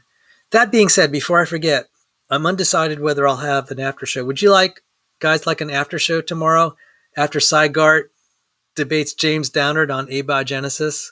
So if you want that, I'll just speak up or forever hold your peace, because I'm still at this stage undecided. So please tell me, because then I'll try. I may give some sort of after show. It won't be an open mic. I don't do open mics. I've tried to contact John Maddox to see if he's going to do one. So at this stage, I don't know. But just to show our support for Cy Gart and who he is. So just let me know if you'd like. So someone said, I don't mind an after show. Can be a short one. Okay. Thank you. All right. So the last topic is, now that I went through all the side chat comments as best as I could, if I missed some of the comments there, sincere apologies. The interface is a little clunky. Oh, thank you, Ray. Okay. Thank you, Ray. Ray, by the way, let me see. First off, Ray, you are a moderator. Just about everyone here is a moderator, but a lot of the gang here has supported me just as my brothers and sisters in Christ. For that, I'm eternally grateful. It's been a rough time, and you all have lifted my spirits. You could see I'm in a good mood, and that's because God working through you all. So I need you guys a lot. I can't. You wonder why I'm streaming a lot? It's because it's a pretty lonely house without you all. So, well, thank you for letting me know. This feedback is great.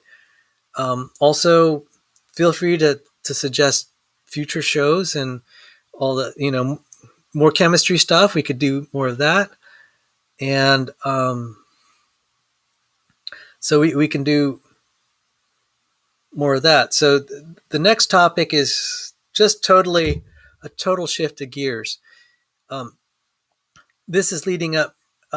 I really like Professor of Business S.J. Tomlinson, and because she's old Earth and she's friends with Rob Rowe, I know that has caused a little bit of a divide. Not everyone here would be enthusiastic, but it's her business knowledge and also the fact that she, how did a professor of business and dean of a school of business end up in Christian apologetics?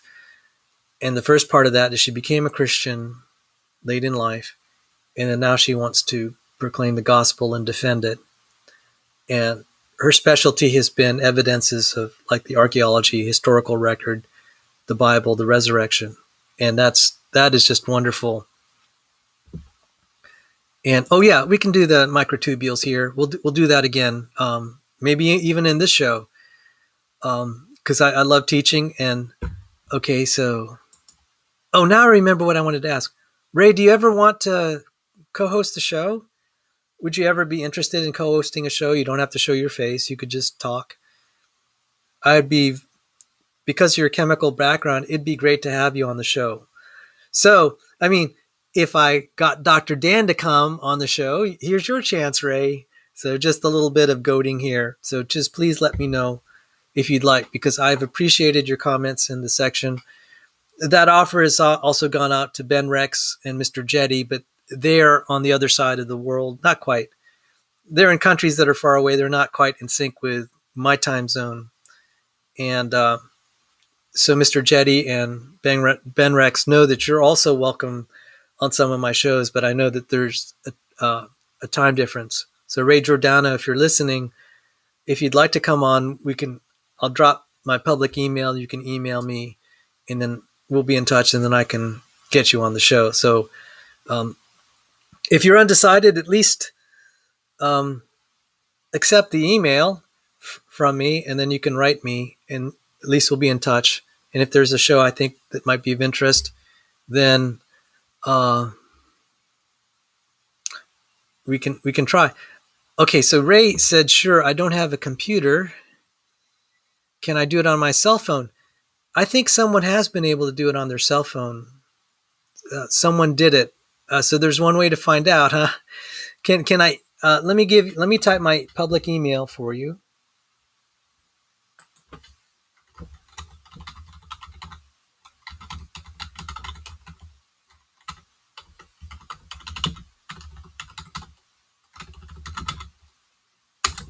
And please send me an email, and then that way I have your contact information, and I'll have yours, and you'll have my contact information. Oh, Pigs Can Fly said he's able to do that all the time with a cell phone. That is really cool. I wouldn't know how to do that. So thank you for that, Pigs Can Fly, Matt. So, hey, Matt, are you off work right now? Are you still working?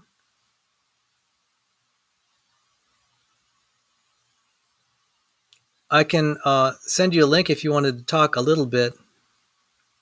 Yeah. All right. So next Tuesday, S.J. Tomlinson will be coming on to talk about something she's expert in, which is experiential education. She's founder of alternative educational methods, and I'm a big fan of that because and we're going to talk about how to teach apologetics more effectively. And education in general. And that's also kind of interesting to me because I said I was a scientist and engineer in the aerospace and defense industry, but one of my jobs for the first 6 years was working in training air crews in weapon systems. And we found that computer-based training could be up to 30 times faster in training air crews to do their tasks than traditional classroom methods. Our computers could train them 30 times faster than traditional classroom methods. And it does relate to experiential learning, because you could read a book. Just to illustrate why, you can read a manual on when you're flying an airplane, how to set up a weapon system like anti-radiation, the HARM high-speed anti-radiation missile, or the Harpoon anti-ship missile, or the Standoff land attack missile, or the Maverick infrared missile. et cetera, et cetera. And I trained pilots in all those systems. Not that I was a military pilot myself. I am a private pilot, not a military pilot. But because pilots said, okay, this is what you have to teach them, put this in a computer. And so the pilots would be able to run these little small simulators, pushing all the right buttons to set up their weapon, configuring it when they're doing an attack. So instead of 2 months training, learning how to just fly, how to coordinate the aircrew to come in to attack a target, they could learn it in 2 days, and they could be very proficient. And I had the privilege of working with some great air crews. One of them flew a standoff land attack missile right down a nuclear reactor or some big power plant. It was glorious. I know I shouldn't say that about war, but people were cheering up and down the halls as some of the weapon systems we supported actually were effectively deployed. That's kind of a euphemistic way of describing kind of all the carnage that some of what we trained them to do, how all that carnage took place. But yeah, that's a little background into my involvement in education. And if I'd like to hear S.J. Tomlinson's, and we're going to try to tie it to see how we can teach Christians more effectively to defend their faith, defend and understand their faith. And so for me, it's teaching chemistry and kind of cellular biology. Can we do it better than having to get guys to go through 4 years of college? So,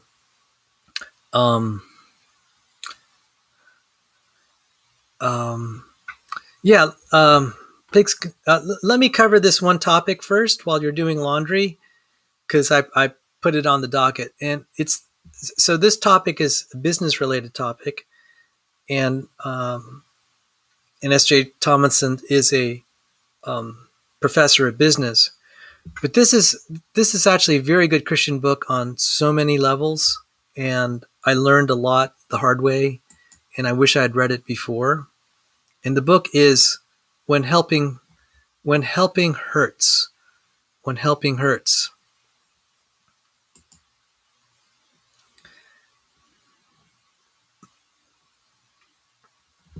And this is about talking how we deal with,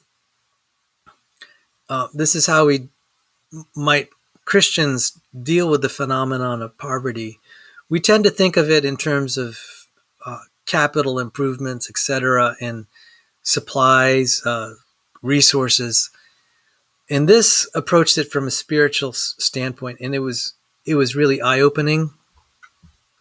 And if I may give a personal anecdote, it says in Proverbs that he who gives to someone in need lends to the Lord. And I said, I'm going to try to help the homeless and the impoverished. I said that's the right thing to do. It says in the Bible to help widows and orphans in their distress. That's true religion. And so that's one thing that's always, even though I'm not a Catholic anymore, that was always something that I admired in the Catholic Church. The idea of doing these good works for your fellow man, that is held in such high regard. Like Mother Teresa in Calcutta. And I said, so I'll try to help a homeless man. And that was just a disaster. I wish I had read When Helping Hurts, because the fundamental problem was not that he didn't have enough to eat or didn't have enough money. Any money that I would give to him, he'd squander, and I'd just get livid and just like, dude, that's not why I gave you the money. And he wouldn't do the things that he needed to get himself out of poverty. And there's a spiritual issue. We got so bad that he was threatening to sue me, which was just totally ridiculous, because it's like, well, you're going to sue me for not helping you enough, which is essentially what it was. And it could have dragged me through court. These frivolous lawsuits can still take up time, and I was taking care of my mom. At that point, I got mad. I said, okay, so you're rewarding evil for good. You're going to make it difficult for me to care for my mom if you start dragging me through court.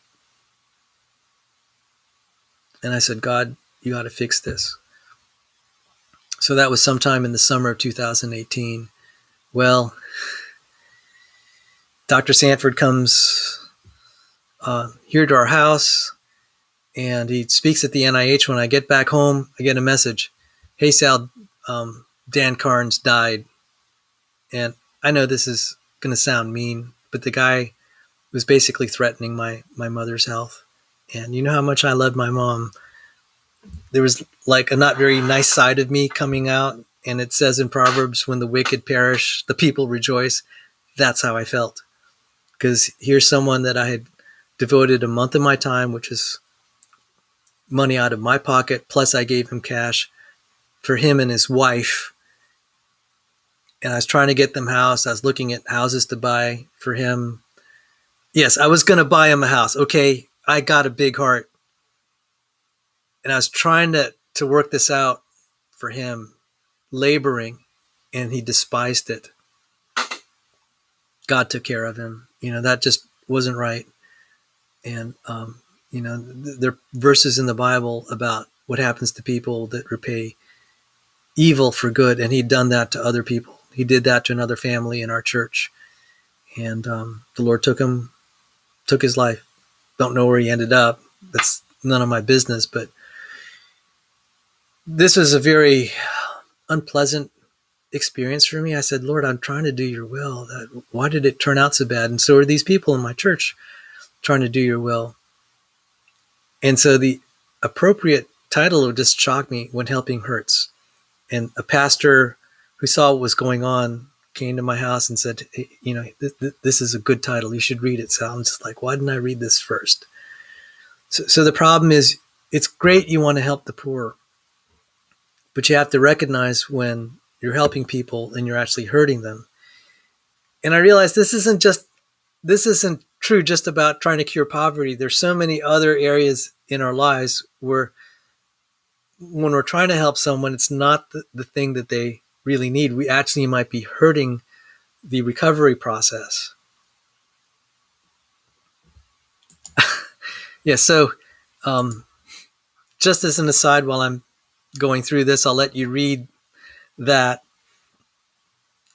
in this, and I'm going to look through the book here.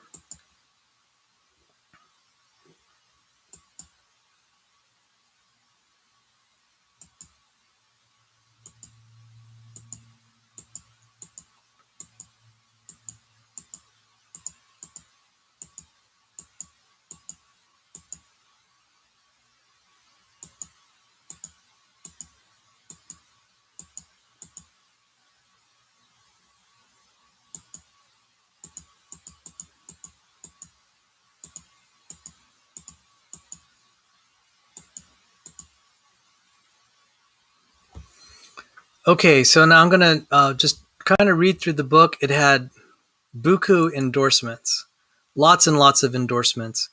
And I just want to say, if you just take what you read, it actually is, it's insights to other things outside than just the question of poverty. And I really should read it again. So, like what often happens is I'll just be kind of looking at the library and saying, oh, this is kind of interesting. And I don't know, this topic came up. I said, we think about great Christian books and some of them are just totally preachy. They're not very practical. It's like, I could have said that. This was actually researched by a business professor. Helping people is often a lot harder to do than it would seem. Yeah. I mean, in a lasting way.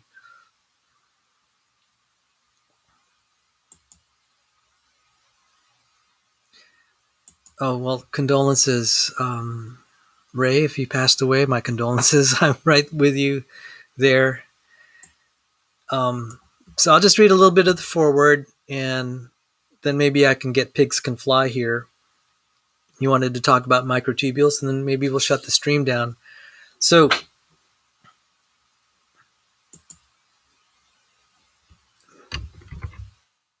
have you ever done anything to help poor people? It was not too many years ago that most North American evangelicals would have answered no to this question. Let me explain. I grew up as the son of a sharecropper in rural Mississippi, where I experienced violent racism and grinding poverty from the day I was born.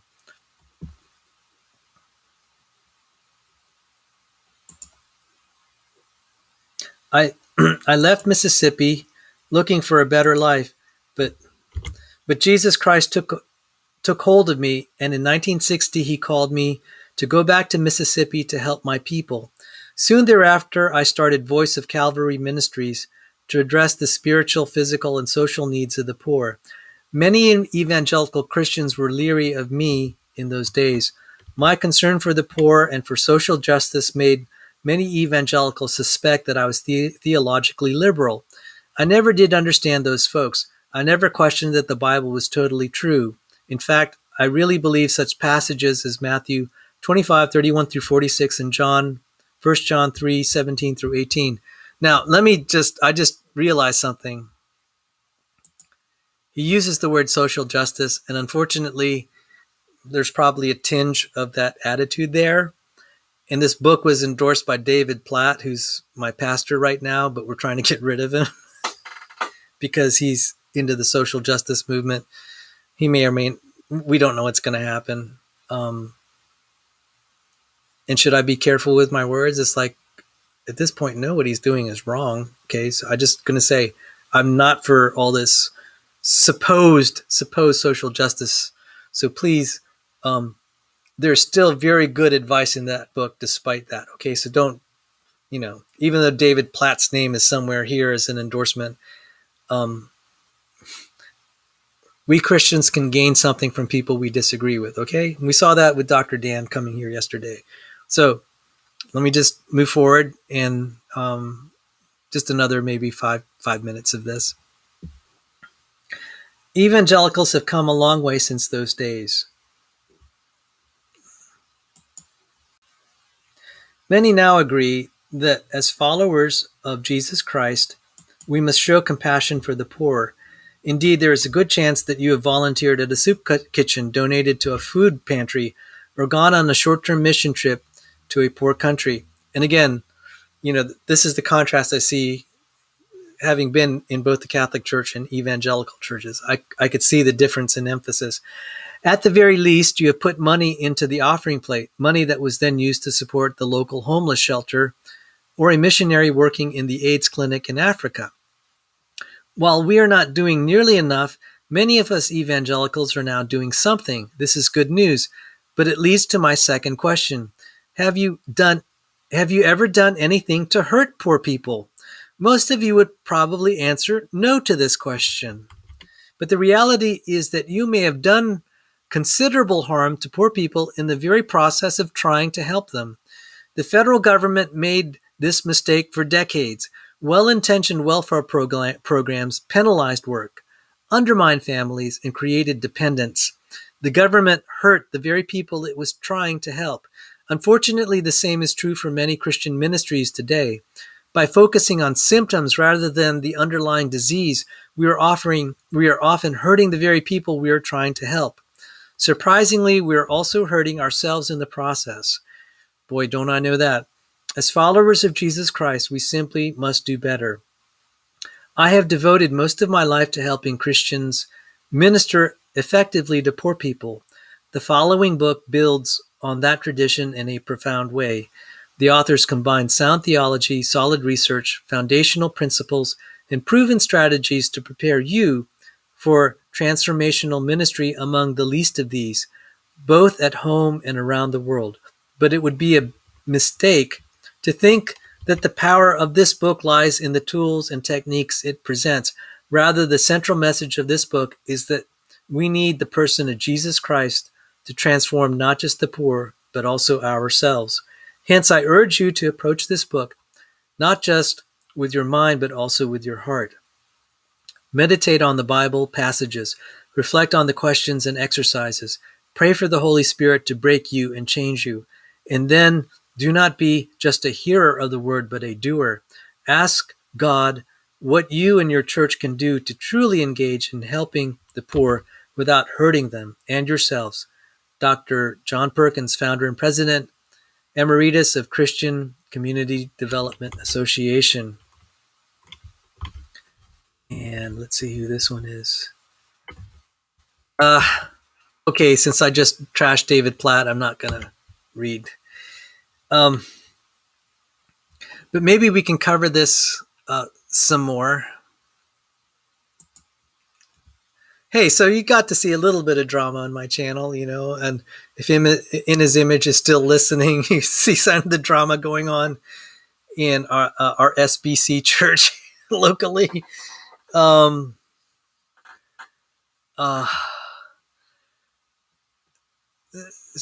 this actually does relate to some topics for evidence and reasons for the Christian faith. Can enough government programs cure the human condition? Can it even do something like helping the poor? So the questions of socialism and the structure of government are coming up. And in a subtle way, we begin to see that it raises questions about human nature, what we value, what's important, morality. And it is evidence and reasons to consider the Christian faith. So one thing I try to do in this channel is I try to take angles about the Christian faith that maybe others aren't taking. Okay, so if you go to other apologetics channels, I'm trying to be a little bit niche, but I also think it's true. It's, there are fingerprints of God everywhere that are saying, okay, this is where man is failing. It's telling you got to look to the Christian God to understand this. Everyday decisions, there's probably scriptures there that are more relevant. And, I was well-intentioned, but I didn't understand certain passages of the Bible. There are practical reasons, evidence and reasons for practicing the Christian faith that were just staring me in the face now that I'm looking at this. So that's about all I have to say. I'm going to try to get a hold of, let me see if I can get Matthew Pigs Can Fly, our resident submariner. And I'm going to send him an email. And I'm just composing Pigs Can Fly. Pigs Can Fly. Join the stream. Here's the link. LINK. Okay, that's the restream link. And he requested that I talk about microtubules. Oh, and I just killed my Kindle. And Emery says here, oh yeah, I know what's going on with, oh boy. This is a chance while my Kindle is restarting and I'm going to load the book, Essential Cell Biology, that has the microtubule stuff. This is a chance to plug Emery's channel. He has a lot to say about the Southern Baptist Convention. And there's a lot of mess with the Southern Baptist Convention and McLean Bible Church. There's some really sketchy things going on. I mean, like I heard that the Southern Baptist Convention is wanting McLean to plant all these SBC churches, Southern Baptist churches, and supposedly McLean had planted 43 churches in the DC area. It's like, why haven't I heard of those? Have they failed? And so there could be a brewing scandal. Our church numbers went from 13,000 to 2,000 since the woke gospel was being preached. 13,000 to 2,000. Oh my goodness. And okay, this is out in the news. Okay, now you're going to get another Sal rant that you didn't expect here. That's okay.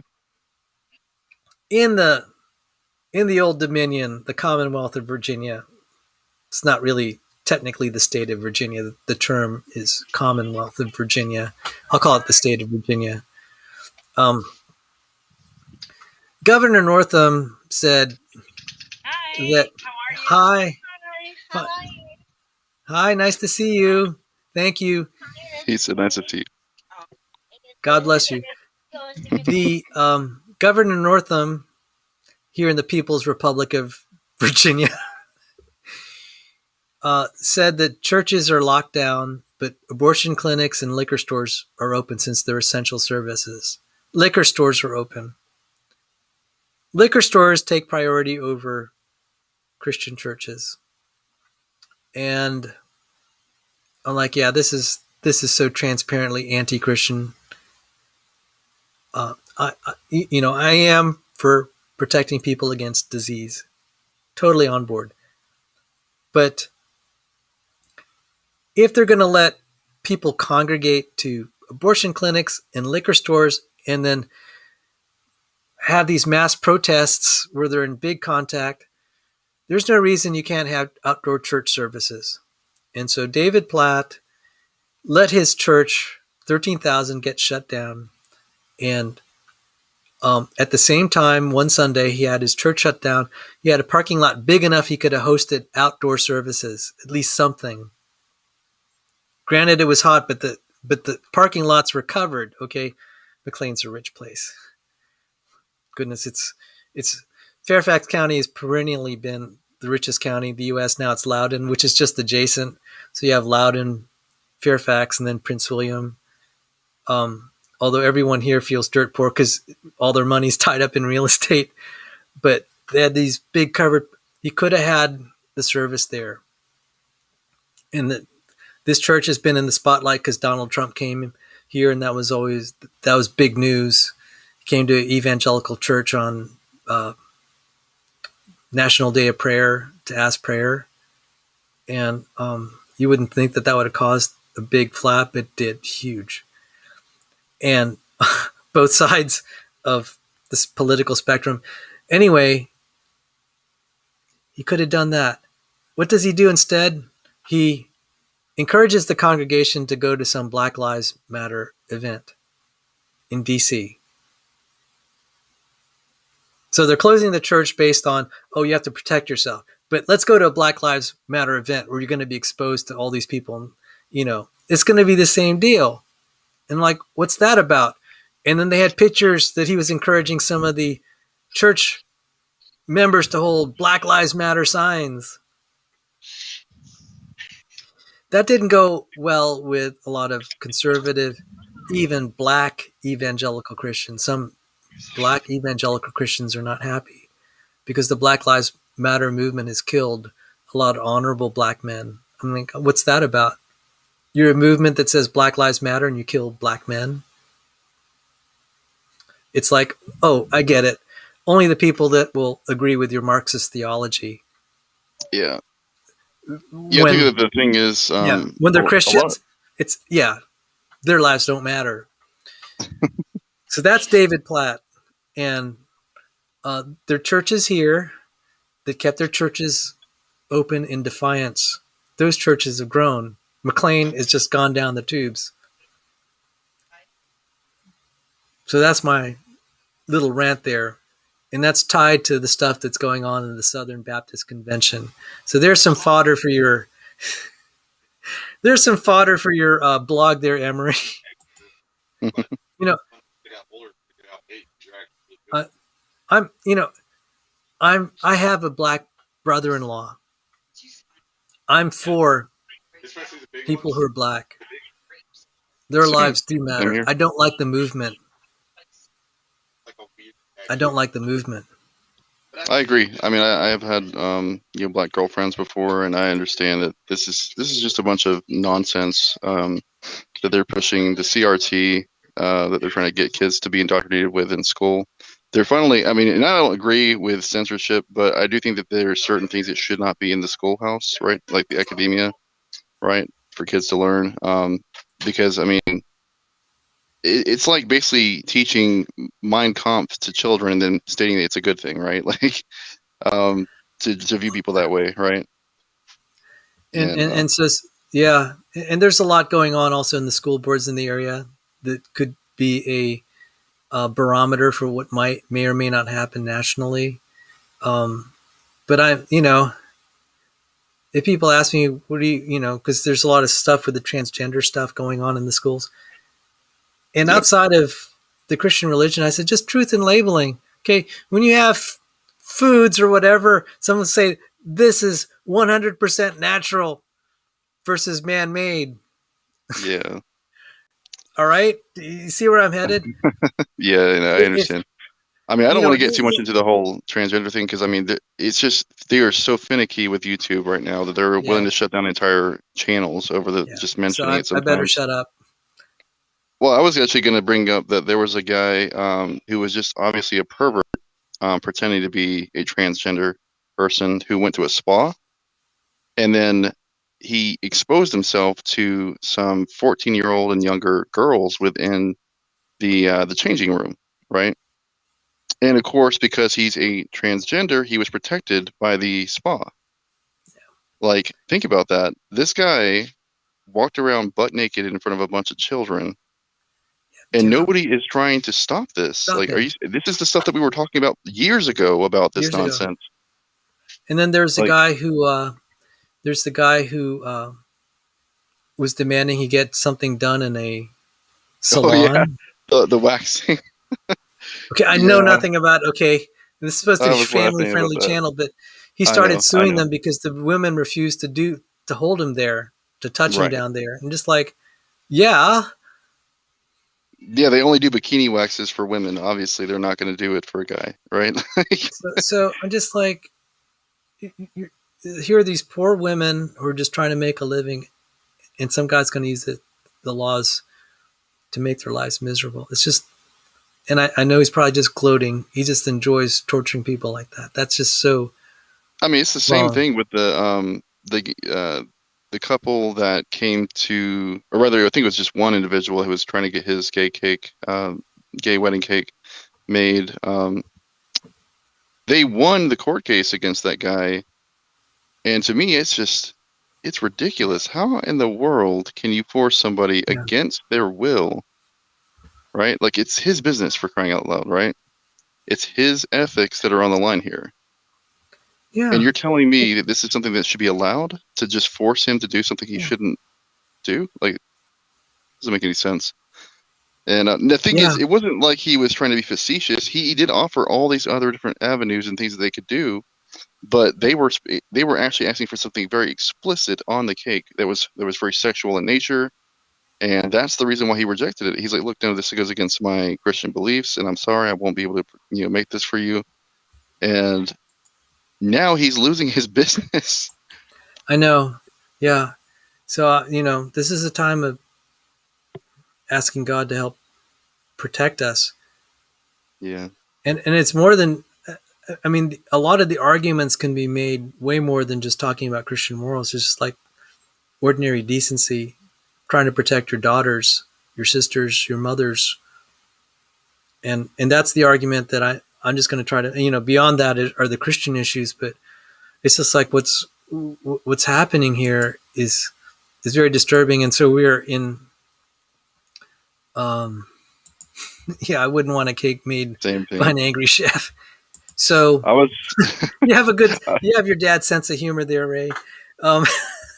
I was going to mention the chefs on the ship would definitely do something. So I guess I got on that topic because I was talking about stuff going on in the churches, and they've refused to be engaging in the culture, and the culture is paying for it, that we've let too much of this slide for too long. But in any case, we're going to close the stream down with our last topic, microtubules. Ooh. You wanted to talk about microtubules. Yeah, I just I didn't know enough about the system, so I wanted to see if I could learn more, if that's possible. So.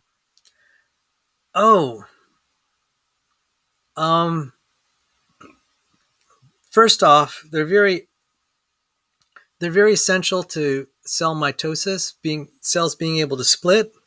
Right. Now, I don't know if there's if they actually play a role in prokaryotic cells.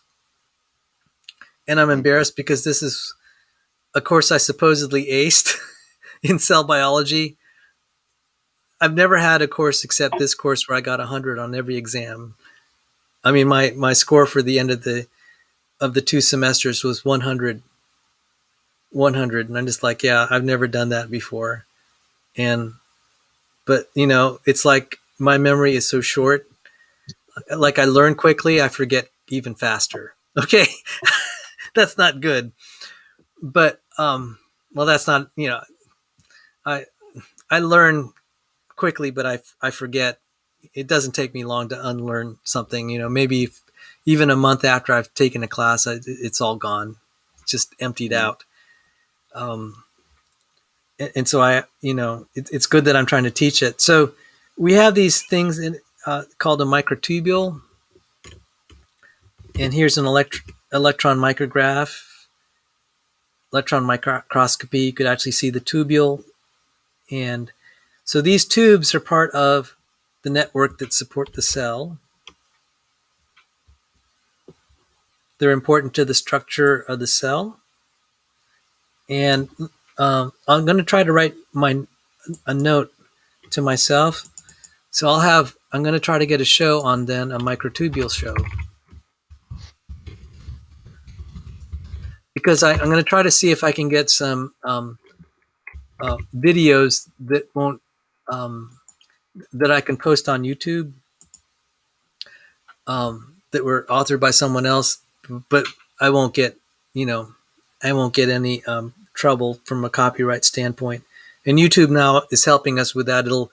When you try to load something, it'll try to do a check and say, is there going to be a claim against it? And they'll say yes or no. And if it has a claim, is it still okay? YouTube will just throw some ads there and send revenue to the copyright holder, and so it's that okay, but you can't live stream with it. So there are all these, you can upload it as an uploaded video, but you can't live stream it if it's copyrighted, even if you can share the revenue. It's just all these things. And I have to navigate through that, because sometimes when you see these videos, you can actually conceptualize things better. And so I think this diagram right here is pretty helpful, where you see the cell here, and you could see these lines here. That's the microtubules. And then when the cell is dividing, it's very important. The microtubules are important to managing the structure of the cell and actually the chromosomes. So if this isn't orchestrated correctly, the cell dies. And I should know, and I don't, and I'm embarrassed, whether this is a eukaryotic or also a prokaryotic cell. So Ray has a great sense of humor. The less you study, the less you forget. The less you forget, the more you know. So, and I think that this is an actual microscopic photo that they use with, they use dyes or whatever to get all that illumination. And so I'll actually have to go through this. I actually didn't study this for the microtubule stuff as much as criticizing evolutionary theory. Well, the reason why I was bringing it up is I didn't realize how life critical that was as well. Not to mention the fact that there is a chicken and egg problem with it. Because my understanding from what John Maddox was talking about is that the system that develops the microtubules is actually made up of the microtubules, and therefore it has to. Therefore, if the first cell was created at any given point in time, this would have to be there from the beginning for cell division to take place, and it means that all of these microtubules must have been formed without this system already in place, right? So that's the issue. Yes, and I don't know. That's why I was asking rhetorically. I don't to myself whether it's a primitive cell or a eukaryotic, which is more sophisticated. Right. And I don't know the answer to that. I need I need to look that up, and I need to know. For example, the cell that Craig Ventnor is building, does it have microtubules in it? Right. Or is there some other mechanism that implements the? There are other mechanisms that create what they call like the structural parts of the cell. Tubulins are only one part, the microtubules. So we have this. Let me just throw this back up here. And I only have about 5 minutes worth here because then I'll also relate this to what Dr. Dan talked about with phylogeny, et cetera, et cetera. We'll criticize it a little bit. So we have a protein called tubulin, and actually there are three genes that are very similar that are all tubulins, but they're just slightly different. And we call those in the genome, we call them paralogs. So you hear me talk about topoisomerase a lot. You actually have topoisomerase 2 alpha, topoisomerase 2 beta. You have topoisomerase 1, you have topoisomerase. You have all these topoisomerases even in the human genome. You have like 28 different collagens. Wow. Okay. And if you could actually do like a phylogenetic tree. I don't know if you saw the talk by Dr. Dan on phylogenetics. You can build like a phylogenetic tree even in your own genome. You could say this one's closer to this one's closer to that. And so when you have genes of the same related protein, you call them paralogs. I mean, they're so obviously, I could actually show pictures. You could actually see, because I highlight them with color code. You could actually see the distinct structure of collagen just from the amino acid spelling. I could take the spelling and you could actually see, because every third amino acid is a G for glycine in one region. It's just incredible. 1 2 G. It has like a 1 2 G. Just 1 2 almost 3. like Morse code. It has a specific order for those things to. Yeah. It's very powerful. Not every protein is like that, but you could really see it in collagen.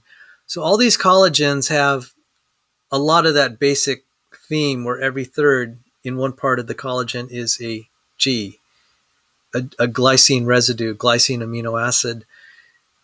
But the stuff in between is different. And then you can build this phylogenetic tree. You could say, okay, here are all the collagens and how they're all related. And so we call them paralogs. We call the proteins and their corresponding genes paralogs of each other. They're copies. So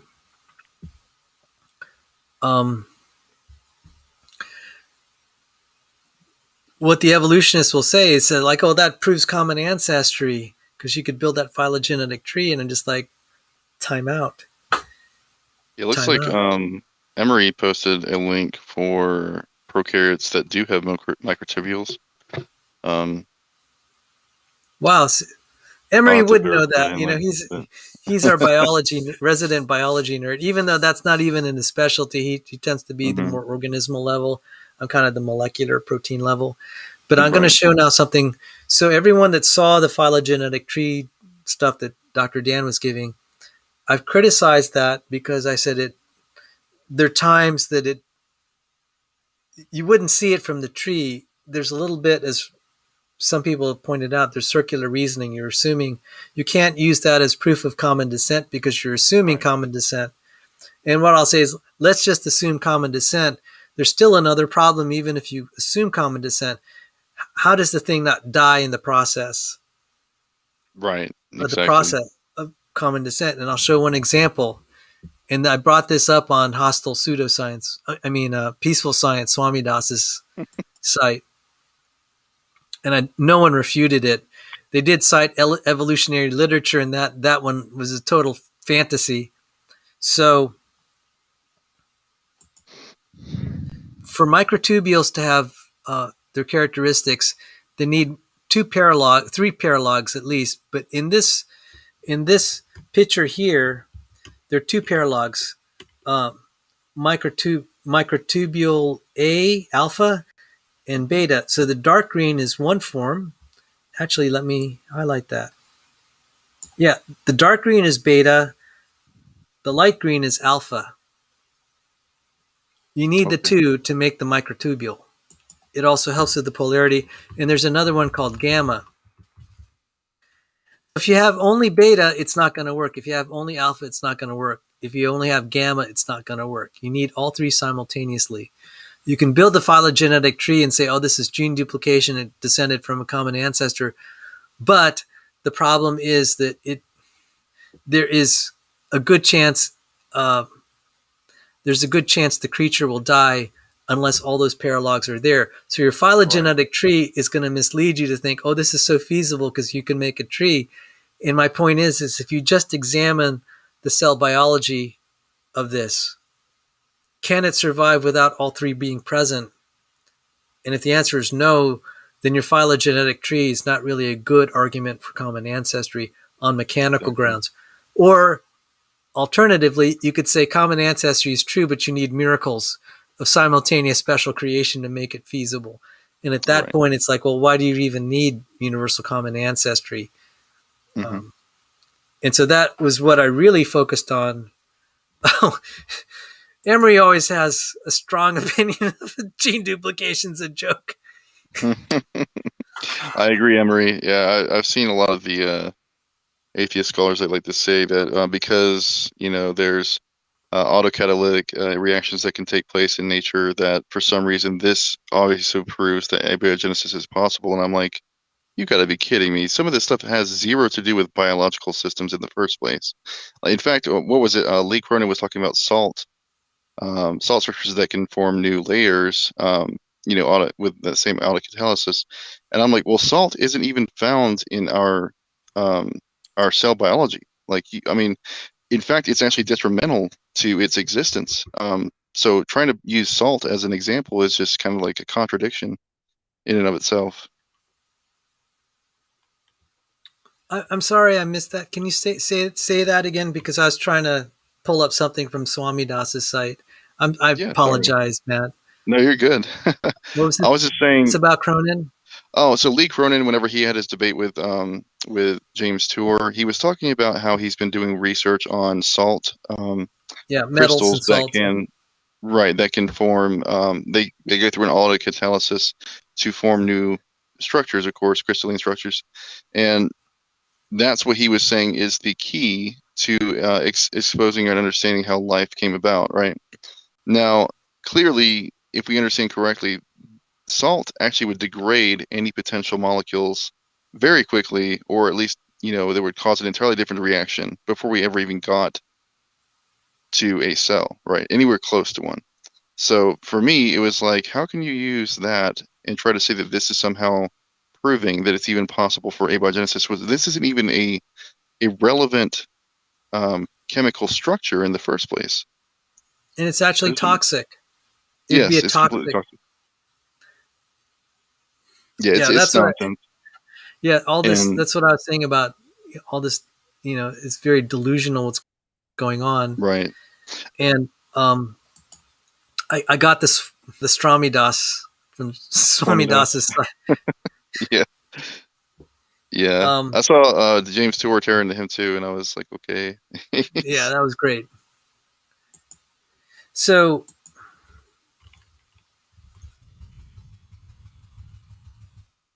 I don't know. That was such. I'm sorry. There are a lot of slime balls on Swami Das's website. Even Swami Das tossed them. They were so toxic. Now, I was just pointing out where this is technical, but just in case certain websites said Sal didn't look at the literature, I did. It's exactly what I predicted that they would say. The evolutionary biologists would claim that they solved this because what did they do? They did a phylogenetic reconstruction. Oh no. So how did those microtubule paralogs evolve? So this is what would have to happen. And I'm sorry, this is technical. I understand. The hypothesis is presented. Yeah. So this Evograd, and we've encountered him here and there, said, the hypothesis is presented that the C-terminal domain, that's kind of the end part. You would call it kind of like the end of the paragraph or the end of the sentence, C-terminal. The end terminal is the beginning of the sentence, so to speak. So in this case, it's the end of the sequence. It's the end of the protein sequence when you're spelling it out. The hypothesis presented that the C-terminal domain may have been of prebiotic origin. That's impossible. This guy, Oh my gosh. Prebiotic, before life came about, okay?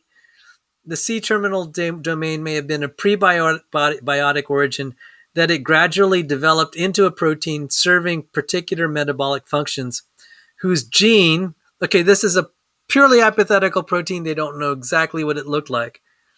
But then they're speculating this gene eventually became fused with those of alpha and beta tubulin. Okay, so this is already assuming you have these two paralogs that had a different function, and then simultaneously this gene that supposedly originated prebiotic was floating around, and we don't know what it is because it's not floating around anymore. But then it became fused simultaneously, miraculously, into these paralogs. And I'm just like, don't you see how outrageous this is? Because the system could already be dead at that point. Forget it. Yeah. Well, I mean, the thing is, the phylogenetic reconstruction, so it must be true to them. yeah, this is only one issue of like a countless number right now. I mean, they keep finding new issues that are just as crazy to think about on a grand scale. Yeah. It's insane, and obviously this guy he's special pleading right now. It's a special pleading argument, hoping that this is going to come about, right, in just a one-time miraculous event. And he doesn't even realize that there are far many more issues that would have to be also miraculously happening at the exact same time just for this to work. And he didn't even take into account that all these proteins have distinct functionality because of the DNA functions that are given out to them. So they have to be, how do you say I'm trying to think of the word right now, where, it's delegated down, right? It's a delegated function that's provided to it through the DNA. If it's not there, then there is no function, period. And then in his image, Emery here, he said, phylogenetic reconstructions. Not, I really want to show respect for Dr. Dan. He spent time trying to explain. I'm just saying it doesn't prove evolution. It is useful if we're trying. It's very important for me. One, we can help identify this whole thing about synapomorphies. That's one. I do believe that there is a message God is trying to send us through these phylogenies. And I've said that it's a stairway to understanding. We can understand biology. And I'm seeing it in my work, like with protein structural biology, and that's a really, really deep topic, but that was related to my peer-reviewed press release recently, and we're doing work in that area, but that's like multiple shows to try to explain. The other thing is it's helpful to phylogeny would be valid to in our search for the how far back mitochondrial Eve and Y chromosomal Adam were, not just for humans, but basically for other animals, and then kind of whatever we could do kind of the same for any other kind of creature. So what Dr. Dan did was very valuable, but it doesn't prove common descent. So I just want to, that's why I just want to say I'm very grateful for what he did. Creationists will find value in it, but not for we won't value it the same way that evolutionary biologists value it for. Right. They'll value it for common ancestry. We have other uses for it. So now, highlighting Emery's comment. Wait, the vaunted Evograd's explanation is prebiotic protein domain formation.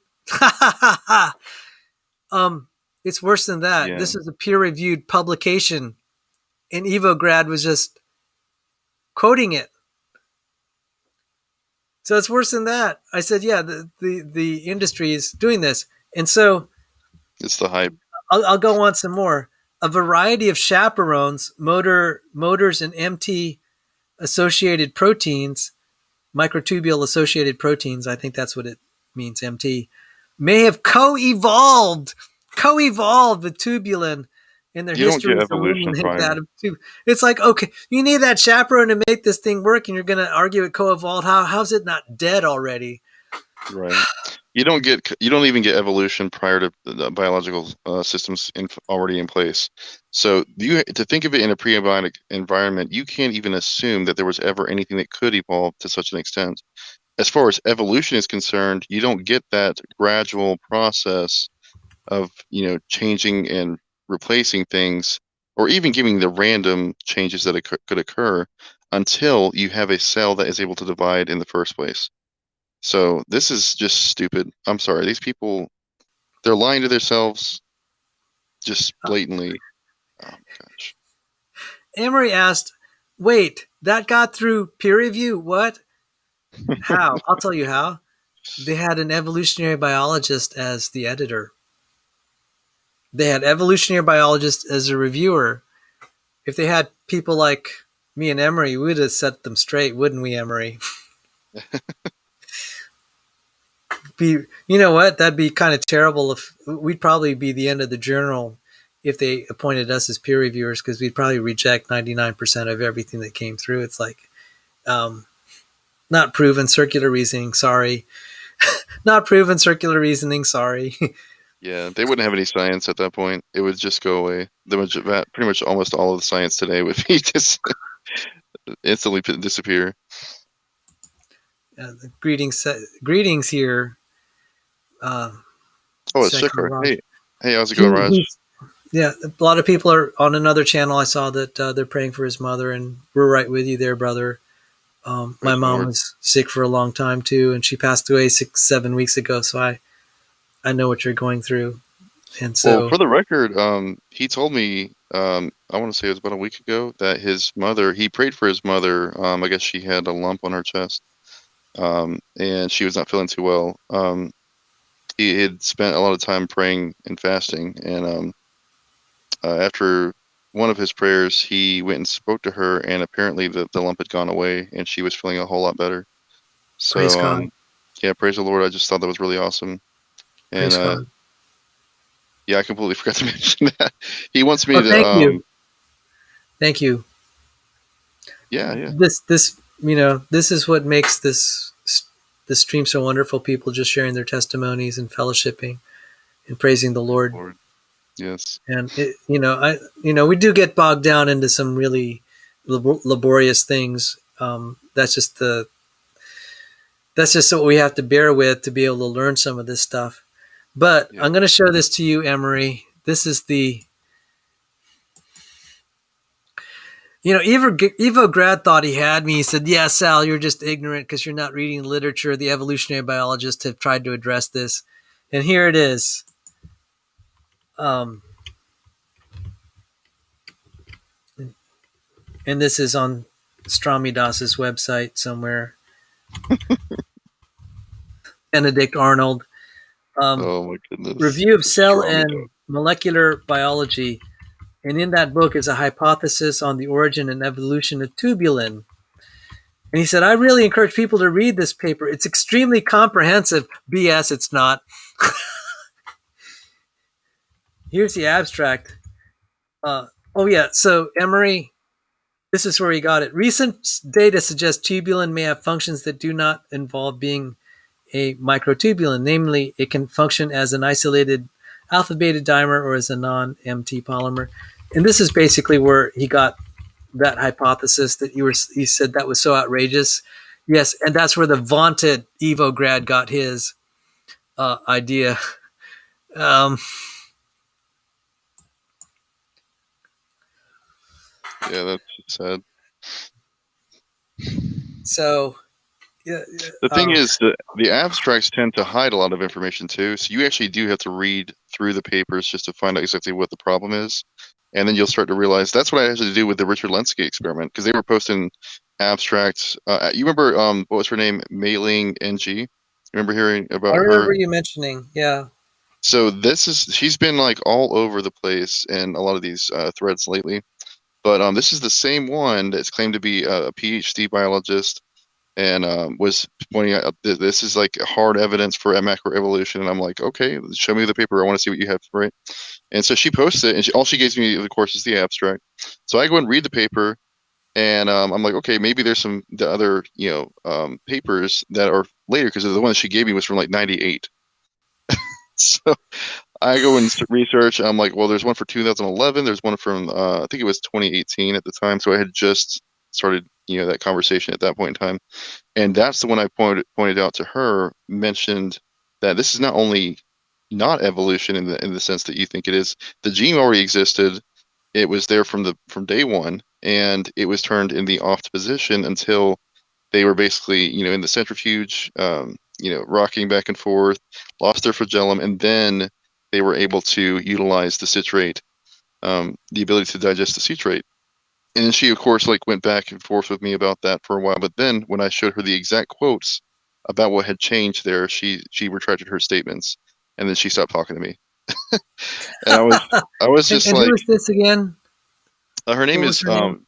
she goes by Mei Ling NG, and the picture that she uses is like some Mailing young name. Asian chick.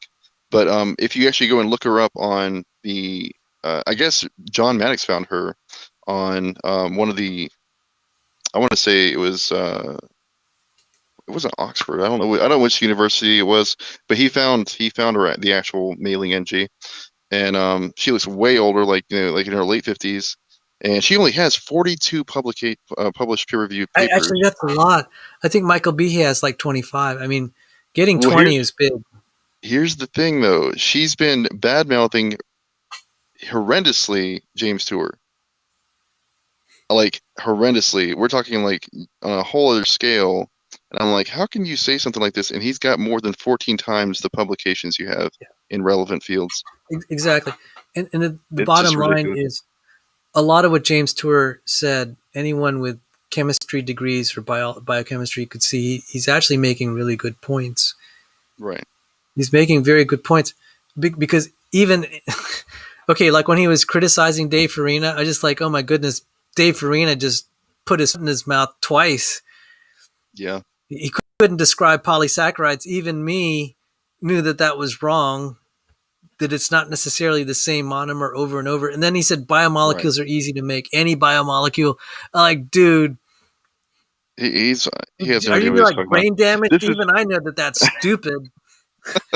Well, I mean, the thing is, he doesn't even have a master's in chemistry, and obviously he hasn't done a lot of lab work, or he wouldn't be saying some of the things that he's talking about. And whenever he talked about like the clay, how you can turn clay into a catalyst for some of the reactions, I was just thinking to myself, like, are you serious? Whenever it was explained by was it Seiger or Rob Stadler? I forget which, or actually I think it was James Carter. Ryan Hayes. Was it Ryan Hayes? Okay, so I remember there were so many people that were talking about this. Yeah, I mean, like, it's a one-time use thing, and it has to be prepped, specifically prepped in a very special way, just for the one-time use. I'm like, how many times do you think this is going to happen in a prebiotic example here, in the exact same place? Are you serious? Are you serious? You need this to happen like literally like hundreds of times. Like, you got to be kidding me. And again, that wasn't even counting the fact that you have a very small window for some of these reactions to maintain themselves before the next chemical reaction takes place. So, like, oh my gosh. Well, you see, that's kind of the It mission makes of me this cringe. channel is we don't have to be coding and then trying to discern the meaning. See, you're able to learn this and understand what's really going on in terms of the details. And you don't, I'm presuming you don't have a chemistry degree. No. You're able to understand that you're being sold a bill of goods, so to speak, that you're not being told the truth by the abiogenesis researchers and Well, I mean, promoters like Farina. You could tell that this is not, they're not telling you like it really is. right. My job, because I mean, I know people probably going to not like me for this, but I'm actually working as a billing agent right now for Comcast Xfinity.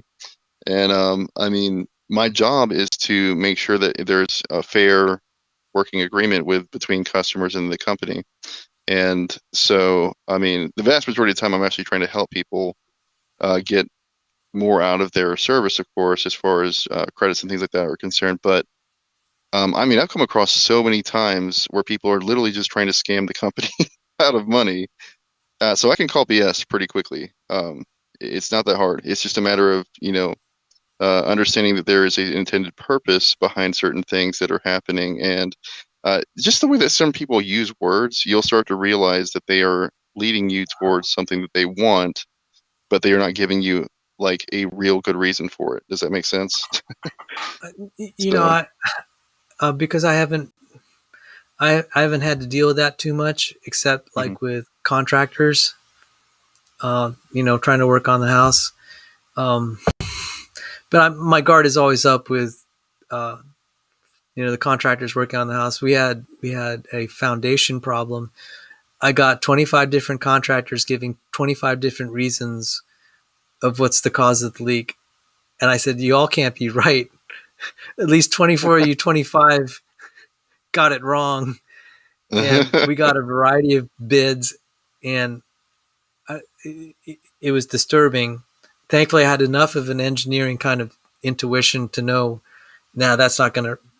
The first guy who said, well, we're going to have to bust up your house to see to really determine what's going on. I said, you're hired. You're the first one that leveled with me. You told me you didn't know, and you had to open up the house to find out. You're hired. Right. And someone had referred him. I knew. Yeah, mm-hmm. He was honest. He said, we may not be able to fix it, but we got to open it up. And they blew out our porch, and that was exactly it. Well, I mean, sometimes it does take having to tear out the walls to find the exact route that they took for electrical wire, things like that. So I understand. But the point is can you call out BS? I can't. I'm not as quick as. See, John Maddox will be a lot faster to say that's BS. I'll give the person a little. I'll give him a little bit. Okay, let's see if he's going to hang himself. A little rope to hang himself. Right.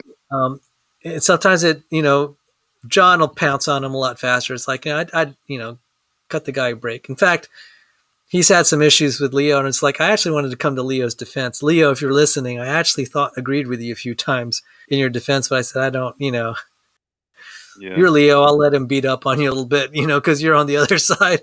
But I actually did want to come to your defense a few times. I thought you were right. And I thought you were arguing in good faith that time.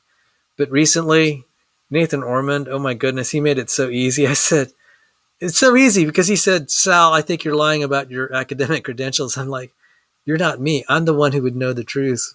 Isn't that right? How much access to information? And he's the same. Were you here when I was going on my rant? Did you hear? I heard some of it. I didn't get it. So I was actually working till about 10, and it was really busy today. So but John's the fastest straw on the web. Just briefly, Nathan keeps talking about all the philosophies he's studying, and he postures like he's in a position to judge everyone's epistemology, and he looked down on me, he called me a pseudo-intellectual. So if you're claiming that you have the ability to discern truth from falsehood, what does he do? In that, within like a few minutes, he goes, he starts questioning my academic credentials. Then on another channel, I asked him, "Are you saying I'm lying about my math degree?" He said, "Yeah." I laughed at him. I said, "There's no way you could absolutely know that," because I was demanding an apology. He said, "I'm not going to apologize because I feel I'm right." Okay, so you're really, really careful. Yeah, and then what you're going to do is none of that philosophy that's infecting his mind is helping him see the truth. The truth is, at the very least, he doesn't know. He's not in any place to accuse me of lying because he doesn't know. He's just assuming it, and like you said, on a whim, on feelings. And the other thing is, I wanted to say, dude, do you like have no ethics? Are you going to just flat out accuse someone of lying and you don't have all the facts? I couldn't live. I couldn't live with myself. I wouldn't ever do that to someone. Yeah. I mean, why would I? I just it doesn't matter. Someone's credentials. We're talking about God and creation and Jesus Christ. Right. What happens in my life, whether I have credentials or not, whether I'm lying about it, that's minuscule compared to whether you're going to hell or heaven. Okay. So, he was just picking a fight. I feel that he was just he didn't like what I said. He was just trying to, tear me down in the face of, in front of my people that like what I have to say. Yeah. It was nothing about actually doing the argument. And I said, that's the sort of stuff, that's the sort of behavior that someone does when they actually don't have arguments. Because the simple thing I was debating, I said, there are no answers in atheism. That's a very simple thing to defend. And he couldn't counter that. I've rarely ever had to call somebody out. for like their credentials or something like that. Like I said, the whole thing with Mei Ling was just an issue for me because of the fact that recently it turns out that somebody had an interaction with her that said that somebody might have been stealing her profile. Like, does that make sense? Like they were basically pretending to be her, right? Impersonating her, which they're is impersonating terrible. her. Yeah, which is, of course, it's similar to like stolen valor, that whole kind of thing. And if that's the case, yeah, there's some serious crimes being done here in her name, of course. Yeah. And so, yeah, go ahead. No, go on. Well, I was just saying that, like, that to me was just amazing because I mean, if I really did talk to the real Mei Ling and G, then that means that I really did have a debate with a PhD biologist, and I won apparently. And if it's not the truth or the other way around, then we know that the imposter has no idea what they're talking about. So it doesn't really matter which way it goes. Yes, in his image. I wanted to just confront Leo. Yes. Emery points out, I noticed Leo disappeared when you asked him to provide answers in atheism. Right. I said, Leo, I'd appreciate it if you tell me if you think there are any answers in atheism. A yes or no, or I don't have an answer would be. It's pretty. You can either say yes, no, or I don't have an answer. And I know that he spends a lot of time on a channel by that name, that there are answers in atheism. And I was just trying to make him justify why he's there. I'm not, maybe that was a little bit mean, but I did take exception to him saying the Big Bang's so empirically proven. I'm just like, we'll find out. What stake do you have in it? And even if it's true, what answers do you have in atheism? What's your stake in all this? They don't want to. I just couldn't help but want to parry with him. It's just like, well, that wasn't really much of the. Well, since I brought the topic of the Big Bang up, he would weigh in. But so Protract says the facts don't care about your feelings. So in this case, one, I wasn't impersonating anyone. And this came up not because I was trying to promote my credentials on SJ's channel. She just asked me what was my journey. And of course, I tend to I was saying, okay, I was at school at the time. This is what happened. This is what happened. And I was just, and she's asking, how come you're a young earth creationist? I said, well, I studied this in school. So it's just very natural for me to explain, okay, I had professors that gave me doubts about the Big Bang. And I even named one that was James Truffle. Okay, so there's this whole elaborate thing that it's like either I totally made up that I studied under James Truffle. Oh, yes. There may be a video of James Truffle's interaction with me when he's giving a big ID talk, and he anti-ID talk. And I said, Dr. Truffle, but you have even creationists that took your class. Is that okay with you? And he was just laughing. He said, yeah, that nice to see you again. By the way, Sal, I don't know that he really remembered. He recognized my face. He said, he got an A in my class. The whole crowd erupted. I wish I had that. But I was also pointing out, I said, Nathan Ormond, you're not going to win this. You have no proof. And I said, I was on the cover of the prestigious scientific journal Nature, 2005, April 28th, 27th. It specifically said there, Jeff Brumfield reported Cordova has 3 degrees from George Mason University, one, the most recent in mathematics. And it's like, what are you going to do about that, Nathan? Right. I mean, and then I showed my diplomas. And then I said, I also went to Johns Hopkins afterwards. I happen to have a gift to all the alumni from Johns Hopkins. You get an email account for life. And it says, it is whatever, I'm not going to reveal what it is, at alumni.jh.edu. And I was specifying you can find out that this is owned by Johns Hopkins. So how Nathan's going to explain that I happen to have alumni.jh.edu domain? This is just too funny. And my whole point was, I said, you see, this isn't about me persuading him. It's about him persuading me that he's qualified, and he failed. He's not qualified to be as objective as he represents himself to be. He's not qualified. He can't reason out of a wet paper bag with all that philosophy that's polluting his mind. Right. Because this is a very simple question. It's like Sal either got the degree or didn't, or I don't know. But he's jumping to conclusions without any facts. And I said, this is not looking too good for you, Nathan Ormond. Because the guy who signed my diploma, he's an honorary rector of George Mason.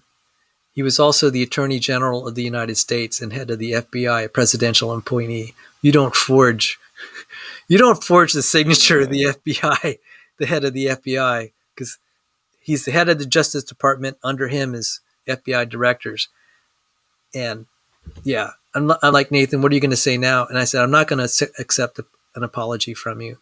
That was just low. Yeah. That was unethical. And I said, you know what? If he wants proof, I'll send him. I said, I put in the video description a PayPal account. Send a few $1,000s, Nathan. Then I'll send you an email. Okay? Then I'll be nicer to you. Yeah, I agree with Emery on that comment there, but I was just going to say, I think that in defense of Protract, or is it Protract? I think it's how you say that. He was probably like on your side about the whole thing. I think he was just saying that to, prove the point that you actually had the evidence, where he was going based off of feelings. So, I'm sorry, what was this? I missed what you just said. I was looking at Emery's comment.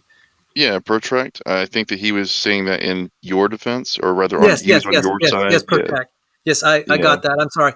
I put that up. Thank you very much for coming to my defense, Protract. And again, just to show, Danish debaters, welcome. I just wanted to point out something in case you didn't know. I was on the cover story of Nature. It's a scientific journal. April 27th, 28th. Some versions are 28th. 2005, and I was it's an article, it's the cover story, and there's me in 2005, and it's talking about intelligent design on college campuses, and there was a big flap over whether I actually have a math degree, and I said, well, one, it's reported here somewhere that I do, so welcome and thanks for coming. So we were talking. So Danish debater really liked the interchange about phylogenetic methods, and we were talking also about where we as creationists think that it gets the wrong conclusion, that there are times you need miracles to make that phylogenetic tree. So even let's assume kind of universal common ancestry, there had to be these miracles, and the microtubules is one example. There are better examples with topoisomerase. And I actually showed that in Dr. Dan's talk, but I didn't talk about why it's miraculous. I actually did talk about it in another talk. And Janet, God bless you. As I was going on my rant, and she relates, Sal, I have been lied about on YouTube, even in a video with my picture, and I have a great peace of God now that he sees it all. And all I have to do is the right thing. He is faithful to this widow. Oh, God bless you. God bless you. Danish debater, if you'd like the article, let me just type it for you. I'll put it in the side chat. Just give me a moment here. Nature. And I'll give you the article. It's now free online. It wasn't for like 10 years, but now since it's long enough ago, the publishers have made it available for free. And let me see if I can just give me a moment here. And everyone, thanks for forbearing. I hope Matt Pigs Can Fly can come back. He just suddenly dropped off. So hopefully he'll at least put something in the chat.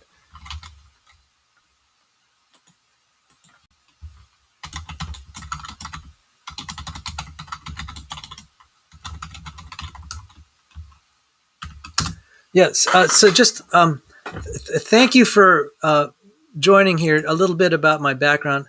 Um, it's really funny that Dr. Dan was on my channel because he's criticized my boss, Dr. John Sanford. So a little bit about all the drama because there's a lot of backstory here. Um, I worked for a young Earth creationist. He was a famous geneticist who built the gene gun. So a lot of the genetically modified plants on the planet Earth were through his gene gun process. He was an atheist, became a Christian, then a creationist Christian, and he's famous for the genetic entropy hypothesis. And Dr. Dan's really critical of that.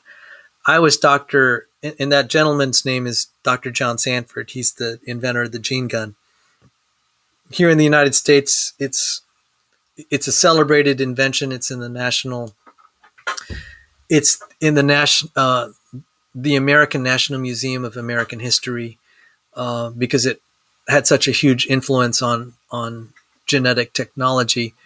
And so I really was a scientist in the aerospace and defense industry, and I had degrees like in math, physics, electrical engineering.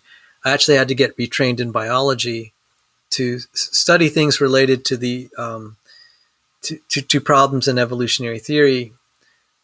And I had taken I have kind of an equivalent to a master's degree in biology, although that one is unaccredited, unlike the other four degrees that I was showing. But um, I'd studied under an evolutionary biologist who was teaching bioinformatics, which isn't strictly speaking evolutionary biology. And so Dr. Dan came to kind of fill some holes that I didn't understand about phylogeny. So that's just spooling you up on what was going on. I had kind of a conflict with someone else on the internet that was questioning my credentials, and I was just laughing at him.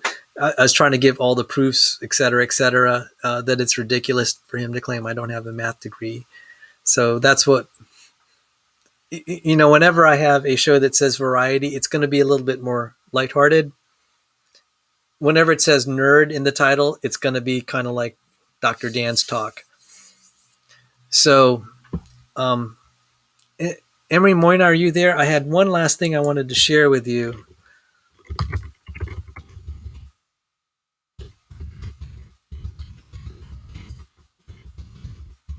And pigs can fly. If you're there, let us know you're okay. That that a comet didn't land on your house or something, because you dropped out of the stream.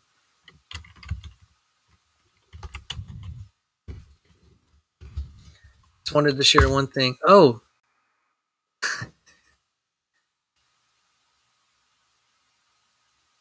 his phone died. Oh, I just saw the word died. Okay, sorry. He didn't die physically. His phone died. Okay, so there was a comment earlier about Danny. Um,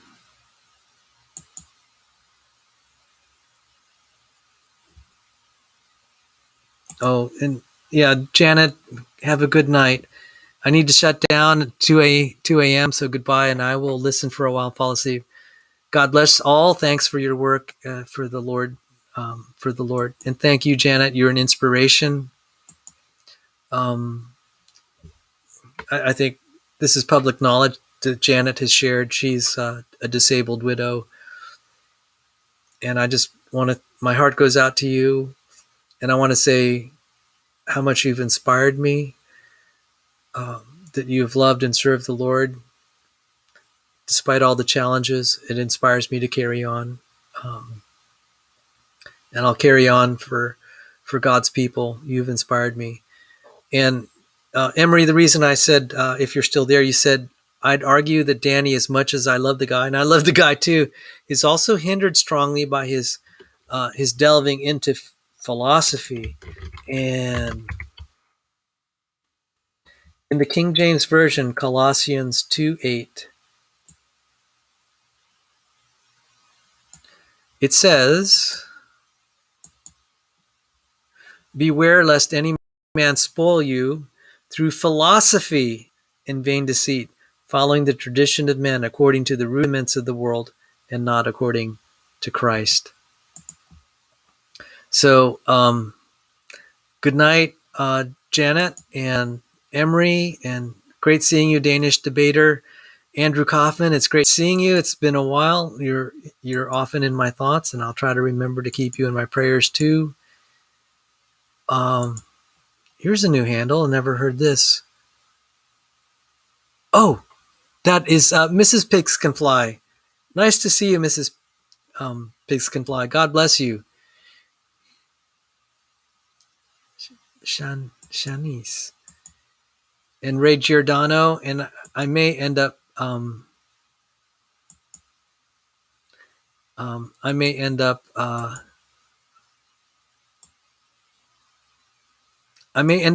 missing someone as I'm saying goodbye to everyone, and apologies in advance. And Ray, I'll look for your email sometime, so please feel to email me. Protract, God bless you, and it's great seeing you. It's great seeing you.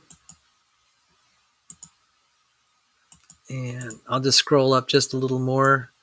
Patrick Alexander was here earlier. I'd like to thank him. C. Raj, God bless you.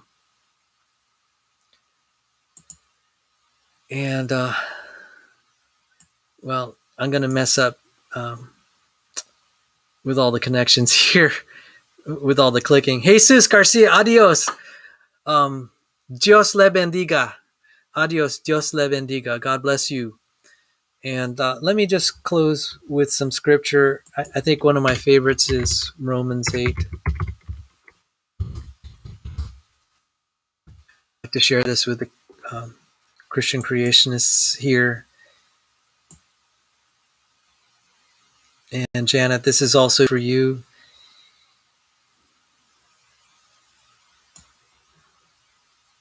And as I'll share this, and this will be the end of the stream.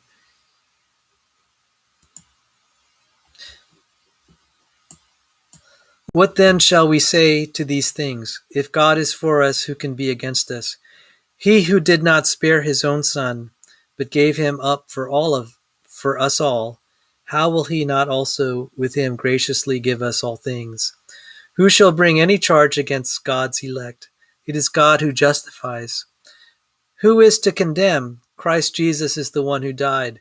More than that, who was raised? Who is at the right hand of God? Who indeed is interceding for us?